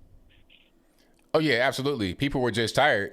And I think that's happening all over the country. People are walking away to doing different things because they realize that if they were a Democrat, they did not get what they thought they would get. What they're seeing out there in the streets and in their communities every day, they're just not liking. It's not working out. So they're moving over to the other side. And I love it. Yeah, absolutely. Yeah, that's basically all I wanted to say. Just grateful for the opportunity to call in. I'm a first-time caller, and I love the show. I love the work that you do. And yeah, man, Trump 2020. Oh, and I guess just one more thing I wanted to bring up. I heard today that Trump is going to be defunding Planned Parenthood if he gets reelected. Just wanted to hear your thoughts on that. Well, that's a great thing. That's an excellent thing, you know. And I think the ultimate goal for me would be to go ahead and repeal that Roe v. Wade. That's my ultimate goal. We got some Supreme Court picks to come in. Ruth Bader Ginsburg might be on the last leg, and you might have some people to retire. So let's go ahead and get a 6-3 split in the court, at least maybe the 7-2 split, and repeal Roe v. Wade and get back to respecting life. Absolutely, I agree. It's like the sister who gave the speech at the RNC. You know, our most the people who have been victimized the most. She mentioned there's like some 60 million American babies that were killed. So yeah, man, I totally agree. And yeah, that's basically all I wanted to say. Just love your work, love the show, and I'm a big supporter. I'm going to keep watching you. And thank you for taking my call. Thank you for the call, man. Appreciate you. Thank you so much. Appreciate it. Bye. All right. Shout out to the caller. If somebody asked me, am I Virginia or West Virginia? Well, here's a rundown. All right. I was born in West Virginia, Kanawha County, Rand University. Shout out to Randy Moss, Jason Williams, all those guys, you know, and his brother, Randy's brother, Eric Moss. So that's where I was born. Both sides of my family are from there. We can trace our history back in West Virginia all the way back to the ship. You understand? So we got a long history in West Virginia. Logan County, that's where my last name comes from, but that's a different story. Anyway, I was born there, but I was raised in Virginia, like in the Virginia Beach area, like that whole 7 cities. I was raised out there. That's where I grew up, in different parts of of that area. And now I'm out here in East Tennessee, loving it. You know, I like Virginia. I like home, but I had to leave. You know, got my wife out here, obviously, but Virginia's just going too far because of Northern Virginia. That's not where I lived. I lived in Southern, close to Carolina, like Virginia Beach area. So I lived in the area where it's not as bad as Northern Virginia, but Northern Virginia is dominating Virginia politically, and it's getting just to be too much. And West Virginia, you know, I love West Virginia. It's just a poor state, but I love it. So that's the rundown of that. All right, let's get to the next call. All right, calling on the line. We're speaking to 253. Hi, this is Steve. All right, man. What's happening? Oh, hey, I just wanted to talk about the riots and people calling for civil war. Okay. Do you hear that on the riots? What about the riots now? I hear a lot of people calling for civil war. So a lot of the Black Lives Matter and stuff say, "Oh, you want civil war?" Oh, okay. Well. Hopefully they don't. Hopefully we don't go down that road. We don't want that at all. Well, we sure don't. But I'm wondering, are you hearing the same thing? I've not heard them say that, but I'm not surprised that they did say it.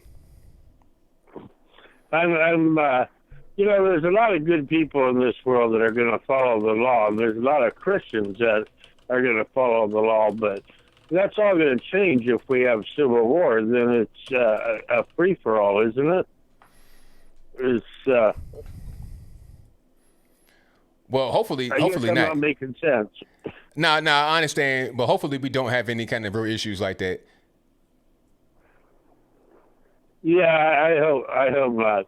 And I wanted to mention one thing about Planned Parenthood. I live in Washington State.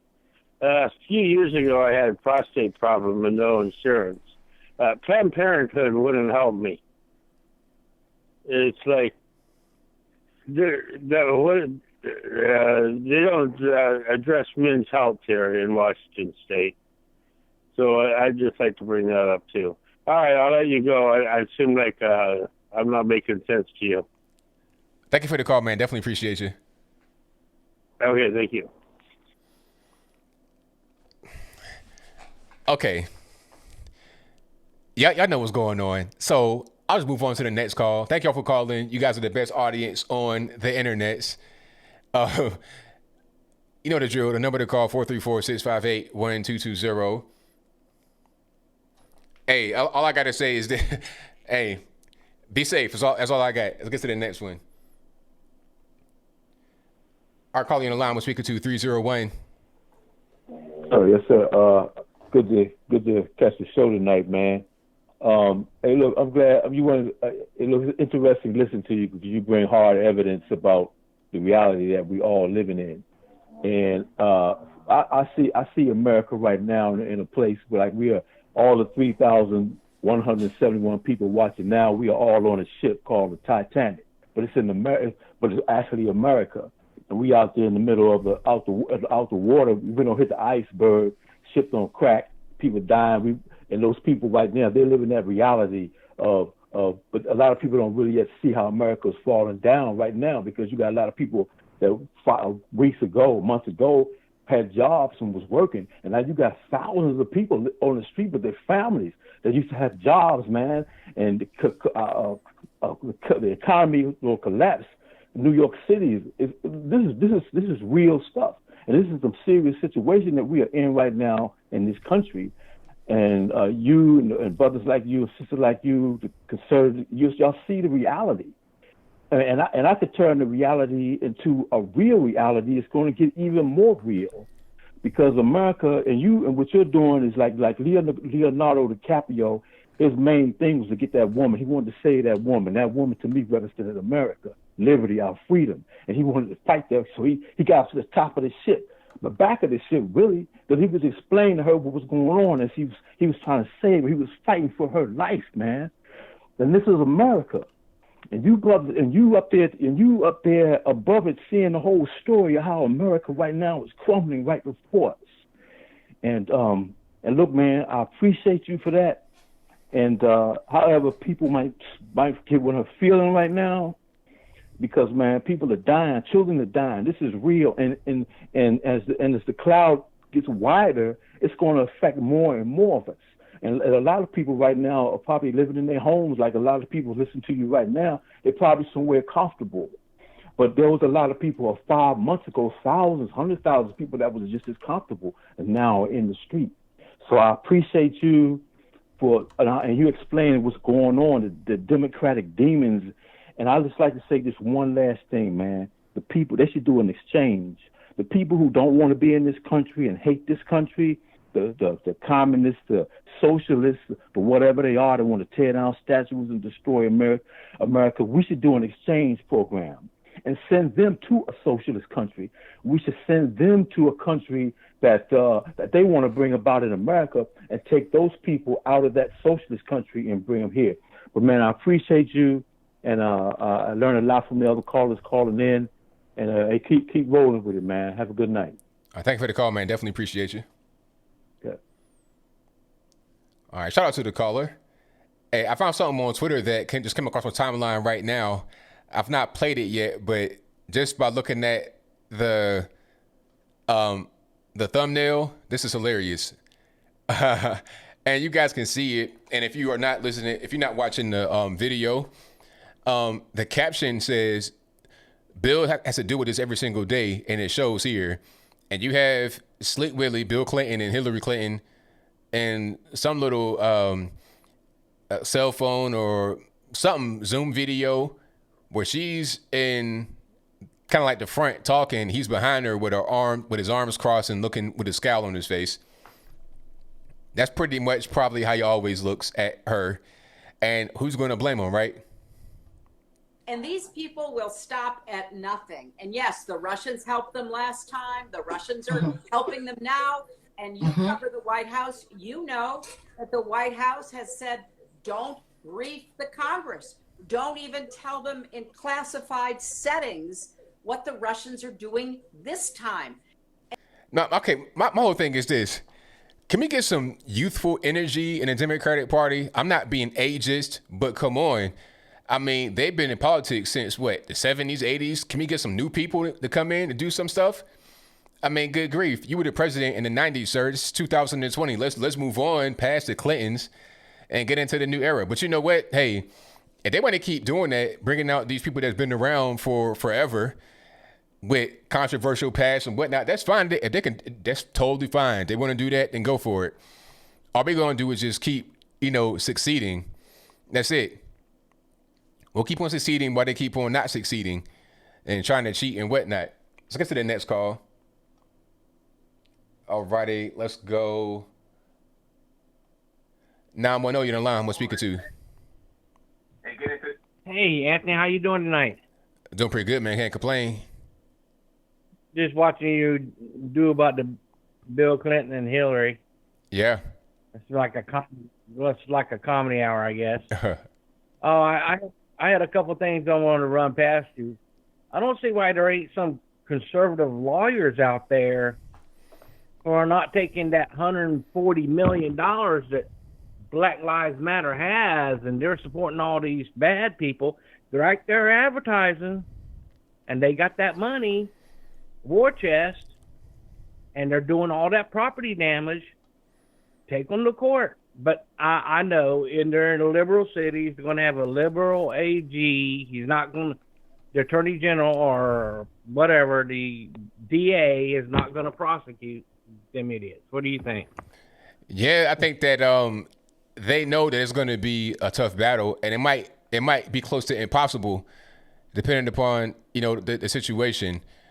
So yeah, I don't really know, but I think that if it's possible, they should take him to court, because we see what's happening to our cities all over the nation. We see what's going on. There's no secret there. So it should most certainly be something that we look at. Hey, I'm still pulling for your Bucks a little bit. I mean, even though I'm a Celtics fan, I really turned off the NBA, but I mean, I just can't help looking at it every now and then to see what was, Yeah, I read some of the stuff on Twitter, but I'm not watching the games. Last I checked, from what I saw on Twitter, they were down 3-0 against the Heat, so it might be a wrap. I think they might be distracted because of their whole walkout thing. They walked out just kind of randomly after the whole Jacob Blake situation without telling anybody, without trying to coordinate something with the NBA, and then they had to go right back and continue to play. So it was like, what are we even doing? Yeah. Now, hey, this is kind of a joke. You can share it with Brandon and Derek and all the guys or whatever. But you remember the Coyote and the Roadrunner? Yeah. He's always getting the Acme products they tried for 3.5 years to find something. And they looked in microscopic looking in the Trump's past, trying to find something. trying to pin something on him, man. I mean, and they just, I mean, it reminds me of the Roadrunner and the Coyote. What do you think? That's kind of what it's like. They're not able to catch them. They're not successful at what they're doing. It's kind of like chasing their tail, really. Right. That's what I'm saying. It's just like, what can we think of next? I was just sitting there thinking, you know, like, what? I mean, like you said, would John Bolton come out and say, I mean, you know, I don't love Trump, but he didn't say that in front of me, you know. And if you knew, if there was someone that was going to stick a knife, or Julius Caesar into Caesar's back, it would be a John Bolton. And even he couldn't do it because he would be lying. Especially, there's 3 or 4 of the people that was there know that John Bolton would be lying. You know what I'm saying? They're all lined up together saying, hey, he never said that. Not on the whole trip. Not General Kelly, not any of them people that was there, Sarah Sanders or whoever, said he said those things about the soldiers. And that's like I say, it's just like the Roadrunner and the Coyote. But hey, I know you're busy tonight. You have a lot of callers, a lot of good callers tonight too, man. Really kept me interested. And like I said, thank you for your nuptials, and hope you enjoy your married life, and I'll let you go, my brother. All right? Well, thank you for the call, man. Definitely appreciate you. All right. Bye-bye. All right. Shout out to the caller. Let's get to the next one. Let's go. All right. All right, caller line. I'm speaking to 352. Hey, ABL. How you doing tonight, man? Everything's good, man. Can't complain. Hey, pretty good, man. I want to ask you, have you heard of, I know you love Trump. I love Trump, too. I'm a libertarian, little Republican. But I want to ask you, have you heard of Joe Jordanson, the libertarian candidate? And if not, what do you think overall of the Libertarian Party? I have heard of her. Now, I don't know a lot about her, but I did see her tweet about Black Lives Matter, talking about we have to not just be anti-racist, we got to be actively anti-racist. Like, what? So I was just hearing that was on Twitter. You know, she had the whole thing about, well, I don't support the organization, but I support the saying. It's like, man, stop. This is what they say to try to just get you on that train. Next thing you know, you be dressed in all black, throwing a brick through a window, and you know what I'm saying, slapping somebody at the outdoor dining area. So no, I'm not really a fan. And as far as the Libertarian Party, I know people that are, you know, real, just kind of common sense people that are libertarian. I like Rand Paul, although he's a Republican. Technically, he's a libertarian, really, when you're talking about his policies. I like Rand Paul a lot. I'm a big fan. But the Libertarian Party, I feel like, is a clone of the Democratic Party. Just from what I see, from what I read, I don't really see a lot of difference. But like I said, some of the people in it, like a Rand Paul and some of the voters, they are more adherent to libertarian policies than the party is itself. You're right, man. You know, to your point, you know, they really have lost their way when it comes to the Ron Paul days, man. I don't know what happened, but you're right. It's almost like they've been hijacked by the DNC, by the Democratic Party. And it's almost like the Republican Party is now the new spirit of what libertarianism used to be. Yes, correct. Absolutely. Hey, man, thank you so much for taking my call. First-time caller. I'm a big fan of BL. Keep what you're doing, man. I love it. Thank you for the call, man. Definitely appreciate you. Thank you. All right, shout out to the caller. Yeah, I saw Joe Jorgensen. I'm like, what are you doing, Joe Jorgensen? You shouldn't be talking about BLM. Like, you give me the double speak, like somebody said in the chat right there. Yeah, so that totally turned me off. 580, you know, line. Who am I speaking to? Hey, this is Kelly from Oklahoma. How are you doing? Everything's good. About yourself? Oh, I'm good. I feel like, did you ever see the movie The Jerk with Steve Martin? I've not seen that. I've heard about it, but I've not seen it. Oh, my gosh. It starts out with him saying, I was born a poor black child. Yeah, I've heard that. I've heard that line. And I'm like, I think anybody is trying to go with that line. I was born a poor black child, whether they were or weren't. we're having school here in Oklahoma. Things are going well. The kids, are having to mask up. It's sad. I see it as sad. But they're willing to do it because they're so hungry to be together. And I teach in a reading class, and one of our first stories, of the year, I do a reading analysis. But for the first time in 37 years, the story was about John Rankin, and I don't know if you know who he was, but he was a Presbyterian minister who was part of the Underground Railroad. And so it tells his story. It's short, and then I usually show, a YouTube video about him, and then we talk about Harriet Tubman, things that, I never think twice about. And this year it was, I came home, before, and I'm like, should I do this or should I not? And it's just a story about a historical figure. But in our political climate, I was so saddened that I thought I even had to think about it. Because you never know which way that might go, Right, exactly. Yeah, that's pretty crazy. It should just be, pretty open and shut. An historical figure, what's the problem? But now you got all these things going on. It's making you think twice about things that you shouldn't have to. So I understand where you're coming from. Well, and I just said, this is what I do. This is the information, and I'm going to teach with a pure heart, because that is where I am. I have a pure heart on it. And, we read the article, we read the story, and no problems. But the fact that I had to even think twice about it was sad for me. But, yeah, things are going good here in Oklahoma. And our kids are hungry to be together, and I cannot imagine being in a place where they still aren't having school, which our neighboring Oklahoma City, they're, I think this next week, are finally saying, okay, we're coming back. But, yeah. And I'm telling you what, teachers are tired. I'm not tired, I'm tired. Because we're having to teach in the class and then put everything on virtual because everybody has the choice to be virtual. Yeah. And so we're, having to do double duty. But I say again, I would rather do this than be at home. Absolutely. So, hey, congratulations on your marriage, and I hope we get to see lots of good pictures of the wedding when it happens. Absolutely. You most certainly will. Hey, and this is my last statement. When are the people going to figure out that they're playing checkers with a man who's playing chess? I mean, hopefully they'll figure it out sooner than later, because it's almost too late now.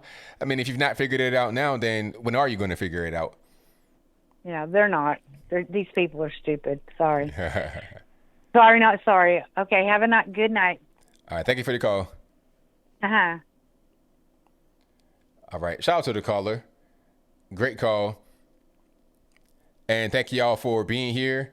Like the video if you did not like it already. And also, if you're not subscribed, go ahead and subscribe right now. Click that button. It's absolutely free. And when you subscribe, click the bell right there as well. When you click that bell, you get notified whenever I go live and or post a new video. All right. I'll take one or two more calls, and then I got to wrap it on up. 775, you're on the line. Who am I speaking to? Hey, my name is Tyler. All right, Tyler, what's going on? I'm getting a little delay. I'm watching at the same time. Yeah, it will be delayed, so don't watch that, please. Okay. I'm out here in Kentucky, so neighbors to you. All right, shout out to Kentucky. And it was a good follow up because I'm a teacher also, like your last caller, and we are on full virtual school, and it's killing people. I've run into people in the markets and stuff, and seeing former students, how you doing? They just hate it, and so I think it's a big disservice to our kids, especially since my wife is a nurse, and we know that the whole mask thing is just not. It's not real, really, because when you're in a setting in a hospital, they have a sterile environment. They have different masks than people have, and you're not supposed to touch them like everybody does and touch everything. So that's just a bunch of bunk as it goes. One other thing I wanted to get, feedback from you is, watching the Rochester video, when you see people just go in and just disrupt everybody's night and all that, what does the BLM think the outcome of that is going to be? I mean, I really don't know.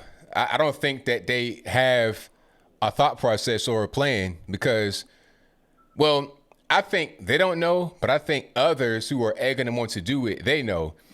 They don't have any plans. If you were to ask just regular foot soldiers that are out there, hey, what are you doing? What's your plan? What are you trying to accomplish? They might just scream on you and curse at you and, just basically not have an answer. But if you ask those that are kind of pulling the strings, hey, what is your plan? If they're going to tell you, which they probably won't, but if they were being honest, they would say, well, we're trying to just disrupt the nation so we can install our form of government, so we can install communism or socialism. That's what they want to do. They want to disrupt the nation and overthrow the government, in my humble opinion. People that are out there don't actually know what they're doing. I would agree, because when I watch it, I'm independent. That's why I'm a registered independent. But I feel like what I see on YouTube mostly, because the news is never very fair when they report things, or they give you half of the story or whatever. It's shoving me to the right. It's not that it's not like I have really a choice. You watch it, and if you're a rational person, you say, I'm for America 100%, and this is not America. This is not what I want my kids to have to. I couldn't imagine if I was out with my kids and they had to deal with that. That would scar them, Right, exactly. And then I guess the last thing I wanted to touch on was basketball a little bit. I know you guys were talking about it earlier. I'm also a taller dude. I'm 6'4" and played my whole life. And I put earlier on a different video, I love basketball. I love it. I played for many years, coached for many years, and I will never watch the NBA again. I mean, even if they take the SJW stuff out, I'm just done with it. They've ruined it for me. I'll watch college ball. I'll watch local basketball, but the NBA is dead to me. I'm just done. I can't ever watch it again. I mean, I don't blame you, because they've done everything in their power to turn you away, and with me too. And I love it. I played for a long time, watched for a long time, but what am I to do? Like, I can't watch it. I sit down and watch it. You got BLM everywhere. Then you have all kind of social justice stuff just dispersed throughout. And then you got the players doing all kind of things. They made it an unwatchable product. And like you said, they've done damage that can't really be reversed in the minds of many. So I'm right there with you, man. I understand, and I agree. All right. I love your wooden flags in the back. I've got my American flag and my Thin Blue Line flag flying at my house, and I just want to tell you, ABL, you're a legend, man. Thank you for that, man. I appreciate you. All right. Have a good night. Same to you. All right. Shout out to the caller. I appreciate you guys. I got one more call, then I'm gonna put it on up. 774, you're on line. Am I speaking to? Hey, what's up, ABL? This is Raymond calling actually on behalf of my wife. I just wanted to say what up, and I appreciate your channel. Giving facts and truth out there, man. Big supporter, man. Just hardworking American family, Patriots, represent Massachusetts. Well, I thank y'all. I really appreciate the support out there in Massachusetts. I know that people trying to tell you, or you can't work, you can't do this, you can't do that. But I'm glad you're out there still doing what you're doing, man, and supporting the channel for real. Yeah, of course, man. We all about self-sufficiency, man. You know what I mean? And we're pretty aware and awake to what's going on, man. And there's this lady in Massachusetts. What's her name, man? The senator of Massachusetts. Ayanna Pressley. Yeah, we're trying to figure out a way to get her out of office because she is just promoting evil, and I don't think that leaders should be able to do that, So I don't know. We just trying to figure things out, but trying to wonder why these people are still in office. How is that legal? That these leaders are countries and towns and all that Inciting violence publicly. It's mind-boggling, and people are just looking at it, doing nothing. It's crazy. On the other hand, the right or people like us being censored, It's weird. It's just weird.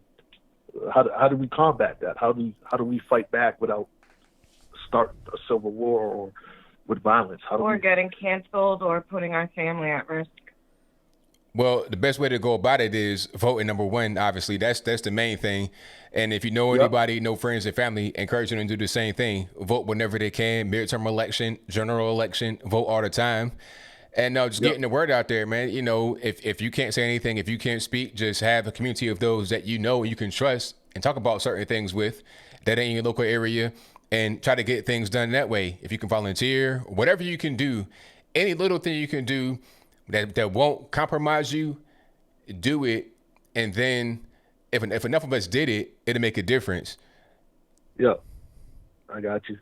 That's what's up. I need you over to my wife. She has been on things since January, man. She's called out everything that has played out before it's played out concerning the virus and politics. So she's pretty much gifted, man. So, we keep God first. We praying for you and your family, and we just hope that you continue to spread these facts and truths, man. We big supporters. Thank you. Thank y'all. I appreciate y'all.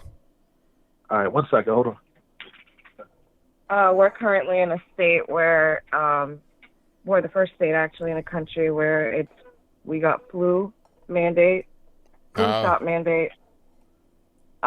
We decided to homeschool our kids for a little bit because they don't really have a solid plan of what's going on at the schools anyway.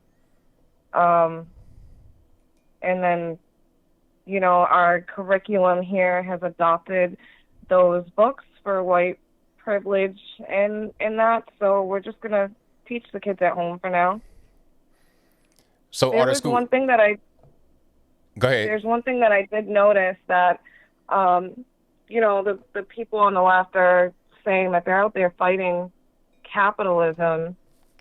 And I don't think they realize that their actions of, they support this overreach of their local government, keeping things locked down. And then they're also out there destroying small businesses. And I think they're not even aware of how they actually help those biggest companies keep making the most money, which is capitalism, which they say they're against. Right. Yeah. They don't understand exactly what they're doing. They don't get it at all. Like I was saying to a previous caller, like the general foot soldier out there is just going around smashing stuff and harassing people. They don't know what they're doing. If you ask them, hey, what are you doing? What's your end goal? What's your plan? What's your purpose? They probably would scream at you, screech at you, and run away, or try to fight you or try to hurt you because they don't have an answer.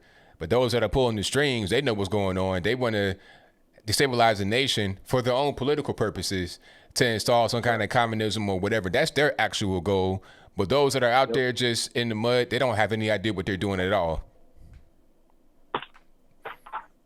Right. It's sad to see where everything is right now. We're an interracial married couple, 16 years. We have our children, they're mixed, and just polarizing and dividing leaves families like us in like an awkward position. Right. Yeah. I mean, I think that the reality is that most people are just normal and they're not on this whole race stuff. And you got some that are out there, like I call them the vocal minority.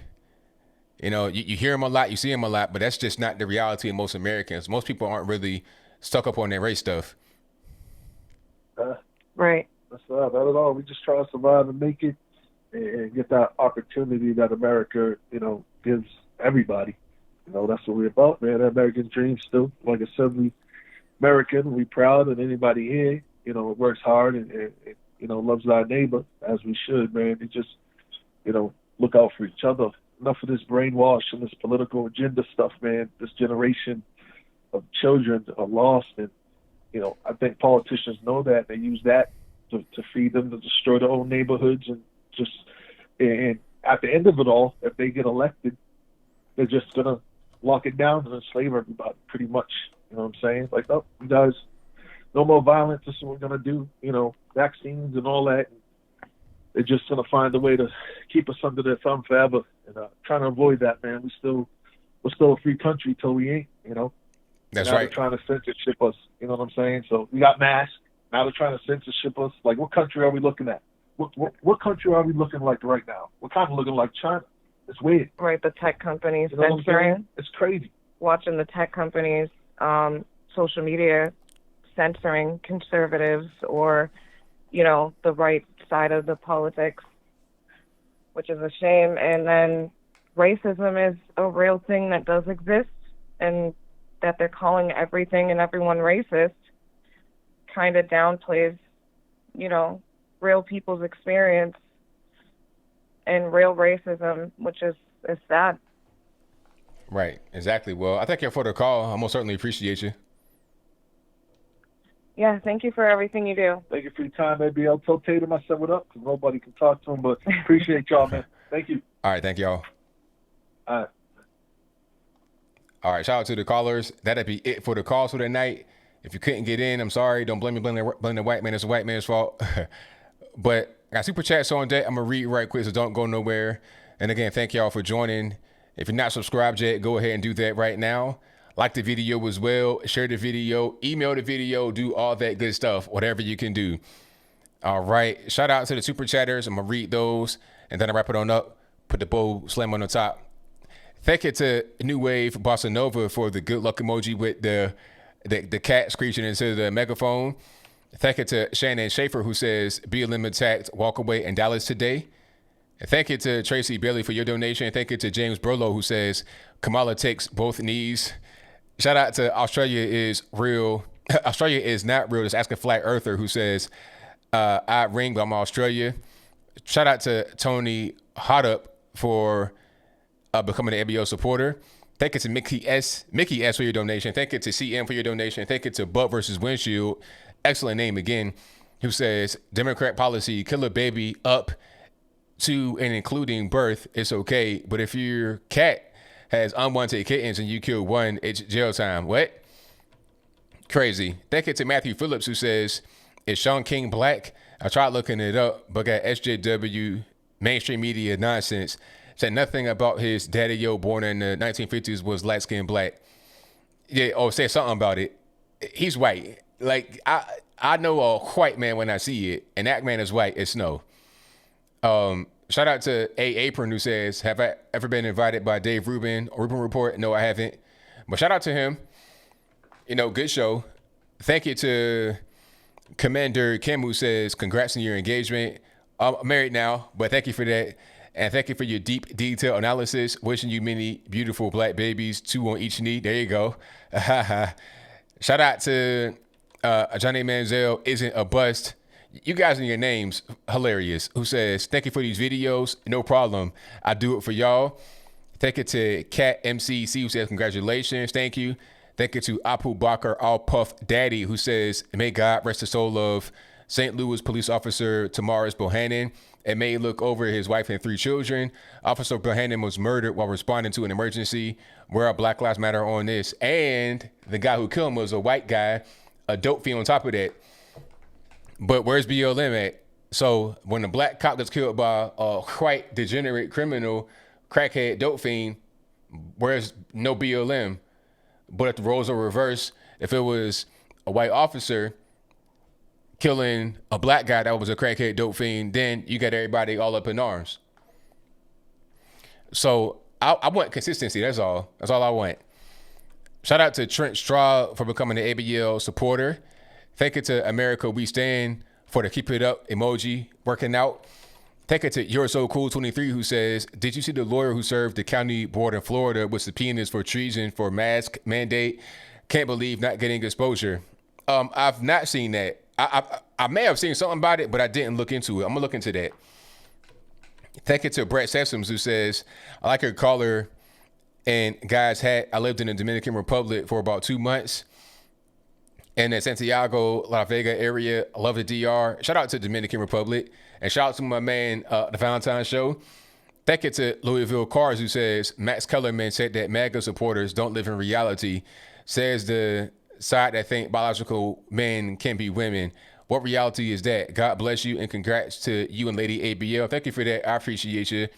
Yeah, Max Kellerman, another SJW liberal. That's ESPN. That's what they have over there. I think he's poisoned Stephen A. Smith because they do a show together. Thank you to Caleb Webster, who says, all right, shout out to the caller. Thank you to Australia It's Not Real. Just ask a flat earther who says, why do you give an F what color someone is? Thank you to Butt versus Windshield, who says flip-flop rallies have a pro non-BLM rallies with a flip-flop and hand raised. I'm sure all the lightning bolts are running cry. Thank you to Lewis from Spain, who says Jimmy Buckets is killing your boys. 3-0, maybe it's coming from what they did. Oh, it's most certainly coming from what they did. It's most certainly. You know, Jimmy Butler is a good player, but come on, this is not LeBron James. But I digress.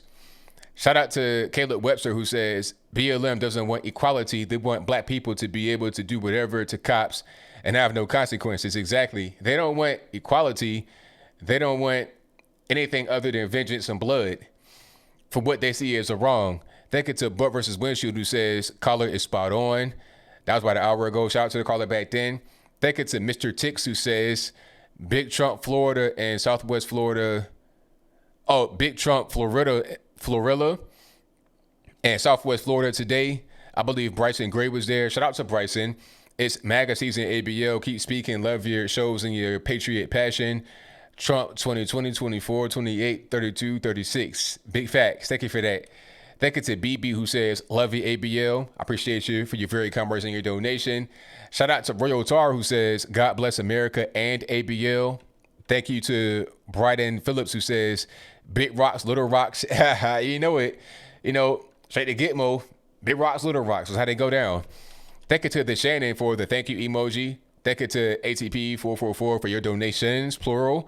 Shout out to Zoid Rab for a donation that says ABL exclamation mark. Thank you to JVS H-Town, who says the mayor of Dallas doesn't want to defund the police, but wants to defund city bureaucrats. The city council won't do it. Go figure. Exactly. That's how they get their money.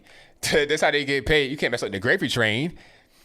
Shout out to Terry Almond, who says, I like to join ABL squad, but I can't seem to find a link. The link should be in the description. Actually, it should be there. Hold on. Is it not there? Okay, I'll have to put that. I'll put that link in the box at a certain point. Okay. But let me keep on. I got to do that later. I can't do it right now, but I will do that. If somebody could, well, you guys can't send links. Don't worry about it. I'll fix that. Thank you for your donation. Thank you to George Bones for the cool emoji. I appreciate you. Thank you to Linda Reeb, who says, keep it up. Will do. Shout out to Madness Vero 80 for your donation. Shout out to Shannon Schaefer, who says, I'm an Army veteran. The Atlantic Post was disgusting. I've seen many instances of Trump respecting troops. Exactly. You know, it's always going to be some kind of fake story out there. Trump's got to defend it. It makes news for a while. Unnamed sources. Always the same from the media. Thank you to Leo Mazzina, who says Jason Kidd and Mark Jackson were hired as coaches. And does Stephen Nash say anything about that? I don't think so. He was ignorant, in my humble opinion. Thank you to Butt versus Windshield, who says, put on some Almonds Brothers and everything will be okay. Jimmy Carter. Thank you to Hank McCoy, who says Detroit declared bankruptcy in 2013, turned out okay. You're right. Thank you to Margaret M., who says everyone should read The Coming Coup by American Mind. Scary, Laura Logan. Quote, if there is one thing you could read, this should be it, unquote. We could not let that happen. Hey, I'm with you. Thank you to my man, Killer Sushi. Hold on, let me get back to where I was. Killer Sushi says, okay, ABL, you and the missus are at a nice outside diner. Got a little candle action going on with some honey butter croissants on the table. Shout out to the honey butter croissants. We had some of those recently, too. Shout out to them. Then here comes BLM flipping tables and smashing chairs. What does ABL do? Well, I'm trying to find my escape route, okay? Because I'm not trying to have to hurt a bunch of people or get overwhelmed by a lot of people. I'm going to make sure that my wife is straight, make sure she's good, and I'm going to take whatever I got on the table and use it as a weapon. So if I got a steak knife on the table, if I got a plate, a glass, I got weapons now, okay? If I got a weapon on me, that's something different. I won't even go down that road. I'm going to say what I got right there on the table. So if, you come into my direction, first of all, I got a defensive stance, and I'm trying to get up and leave because I'm not even really trying to deal with you. If I hurt you, you try to sue me, I don't got no time for that. You know what I'm saying? So I'm just trying to leave, and if I get attacked while I'm leaving, then now we're Bobby Flay. You understand what I'm saying? It's slice and dice. That's pretty much how I'm gonna leave it. All right. Now, shout out to Donnie the Don, who says, did you see the video of Tyrese Gibson saying that there are a lot of people in the industry with skeletons in their closet? He told Christians not to judge. He said we should focus on the art. Well, I mean, how big are the skeletons? We talking about, oh, you had a DUI back in the day and you hit a dog that somebody owned. That's pretty bad, obviously. Or we talking about you got 13 kids in the basement. Like, what kind of a skeleton we talking about? All right. Yeah, the chair, the table. I got a whole thing. Oh, I'm making sure the bread is saved. I'm getting the croissant biscuits and the bread, so we can go ahead and just eat that somewhere else for sure. But I'm definitely not going to stay around because I don't got no time for that. Okay, if you got 100 people, I'm not Judge Dredd, RoboCop. What am I going to do? But I will defend myself 1,000%. Absolutely defend myself. That's my that's a God-given right, regardless of what. That's a God-given. You attack me, hey, I don't know what you might get. It's rolling the dice. Just don't do it. Just at the end of the day, the moral of that story is leave people alone. Don't get in people's personal space and try to harass them or assault them. Just don't do that. Just be a normal person. That's all. And everything will be just fine. Thank you to Texas Sweet Tea, who says, congrats to you and the missus. Thank you. I appreciate you. Thank you to Thomas Blakemore Jr., who says, from me and my wife, Vet, congratulations. Thank you. Thank you to Esmeralda. Oh, I butchered that, and I'm sorry. Esmeralda Rodriguez, who says, Brandon and some speakers walk away, got attacked today in Dallas. We were having a rally, and they attacked our people. How can we fix this? I mean, I don't really know. Security and, defending yourself. It's going to be like that, I feel like, until after the election. More police, that's the main thing, too. Mr. Tick says, ABL predictions on how many electoral votes Trump wins by. Oh, that's a good question. I don't really know. It's going to be a landslide regardless. Kathleen Maddox says, can you do the yep for me? I don't have the soundboard right here, but shout out to y'all that recognize that sound. Thank you to Hudson Jackson II, who says, you posted a link earlier to the official Trump 2020 app that leads to its app page in the Apple Store. In the interest of being inclusive, there is also an Android version in the Google Play Store. Okay, now now, did you get a link? Do you have an iPhone? Did the link go to the iPhone app? You see what I'm saying? Or did the link take you to the Android app? The link should take you to whatever phone you have. And that's a great way to go ahead and plug that again. I'm going to plug it right now that you guys are just hanging out. This app is straight from the Trump 2020 campaign, the Trump 2020 app. It's exclusive. It's official, straight from them. Rather than relying upon the old school mainstream washed up media, you can get the app straight from the Trump campaign and get news directly from them.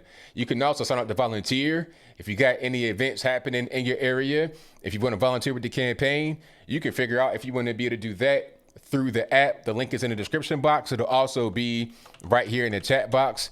It is free. All you got to do is put in your number and verify, and you'll be good to go. And like I said before, like I always got to say, my disclaimer, yes, it is an ad, but I only give you ads straight from myself that I believe in. If you see an ad on the video before my video starts playing, I don't control that at all. I have no control over what ads you see on YouTube videos. However, if it's me talking and you see my face talking at you, it's me that said, you know what? I like this. I like that. I'm going to rock with it. That's pretty much how I operate. So the Trump 2020 app is in the box below. So thank you, Hudson Jackson. I appreciate you, boss. Thank you to A. Apron. I read that one already. Thank you to Jason C. for becoming an ABL supporter. Thank you to Jack Squatch, who says, did you see the Portland flopper video? I have no idea what you're talking about, sir. I've not seen that. Thank you to Nippon, who says, hashtag Red Pill California. Thank you to Bryce Clump, who says, true Americans of all colors will rise. U.S. flag, Trump 2020. There you go. Thank you to Antonio Madrid, who says, young conservative here. Shout out to all the young conservatives. And now, you make me proud. I feel like I'm kind of getting long in the tooth. You guys are the future. Thank you to B Kip for your donation. Thank you to Esmeralda Rodriguez, who says, BLM attack walkawayers in Dallas today. They need our support. Thank you to Max Dominguez, who says, congrats on your marriage. Keep on rocking. We'll do. Thank you to B Kip again for your donation. Thank you to Let Freedom Ring America, who says, wondering if you are aware of the BLM activist Tiana Arata. She led a riot in San Luis Obispo, California back in July 21st. She has been on national news. I do not know who that is. I may recognize her if I see her, but I don't know her by name. Thank you to Mr. Tix, who says, can we get Big Rocks, Little Rocks merch? Yes, absolutely. I got to do that. So, T-Pain, not T-Pain, that T. Logan, if you're listening, Big Rocks, we got to do the Big Rocks, Little Rocks merch. Okay? Because she does merch too. Shout out to my wife. All right. Thank you to Antonio Madrid, who says, all right, that one. Thank you to OBBG, who says, do you carry conceal? I can't. Usually when I carry, if I was to carry, I can't say if I do or I don't, but I would be, I would be open carry. Oh, Antonio Madrid, I didn't read that. You said Trump 2020 with U.S. flags. Mr. Tix, thank you for your donation, boss. Says, congrats on the marriage, Mr. and Mrs. Getting up to 1 million subs. ABL, well deserved. I appreciate you, boss. Thank you to Todd Peterson for becoming an ABL supporter. Shout out to Wicked Savage for saying kerfuffle. Love it. Shout out to Texas Sweet Tea, who says, slice and dice. Turning to Michael Myers, real quick. Hey, from 0 to Michael Myers, Halloween, all that good stuff, ASAP. Shout out to Bryce. I read that one. Yeah, that's pretty much, that's everybody right there. Thank y'all for the super chats. You guys are the best audience on the internet. So I'll see y'all again live this coming up Wednesday, 8 p.m. Eastern. And then I'll be live again Thursday on Brandon Tatum's channel, 8 p.m. Eastern. And of course, I do my videos here pre-recorded all throughout the week, usually 2 a day, right around 12:30 or 4:30 if I can. Sometimes I'm kind of late but I try to do my best. All right. So that's all I got. Shout out to the mods for doing a great job tonight. We got Drew Helper. We got Zeto's King Sword. We got Bill from the Hills. We have Elijah Jean. I think I saw Elijah Jean earlier. We got Shreves. We have everyone that was here. Ansel, Killer Sushi. Thank y'all for doing what you do all the time. Rapper 10,000, of course, as well. You guys are fantastic. All right, that's all I got. So until next time, y'all be safe. I'm out. And peace.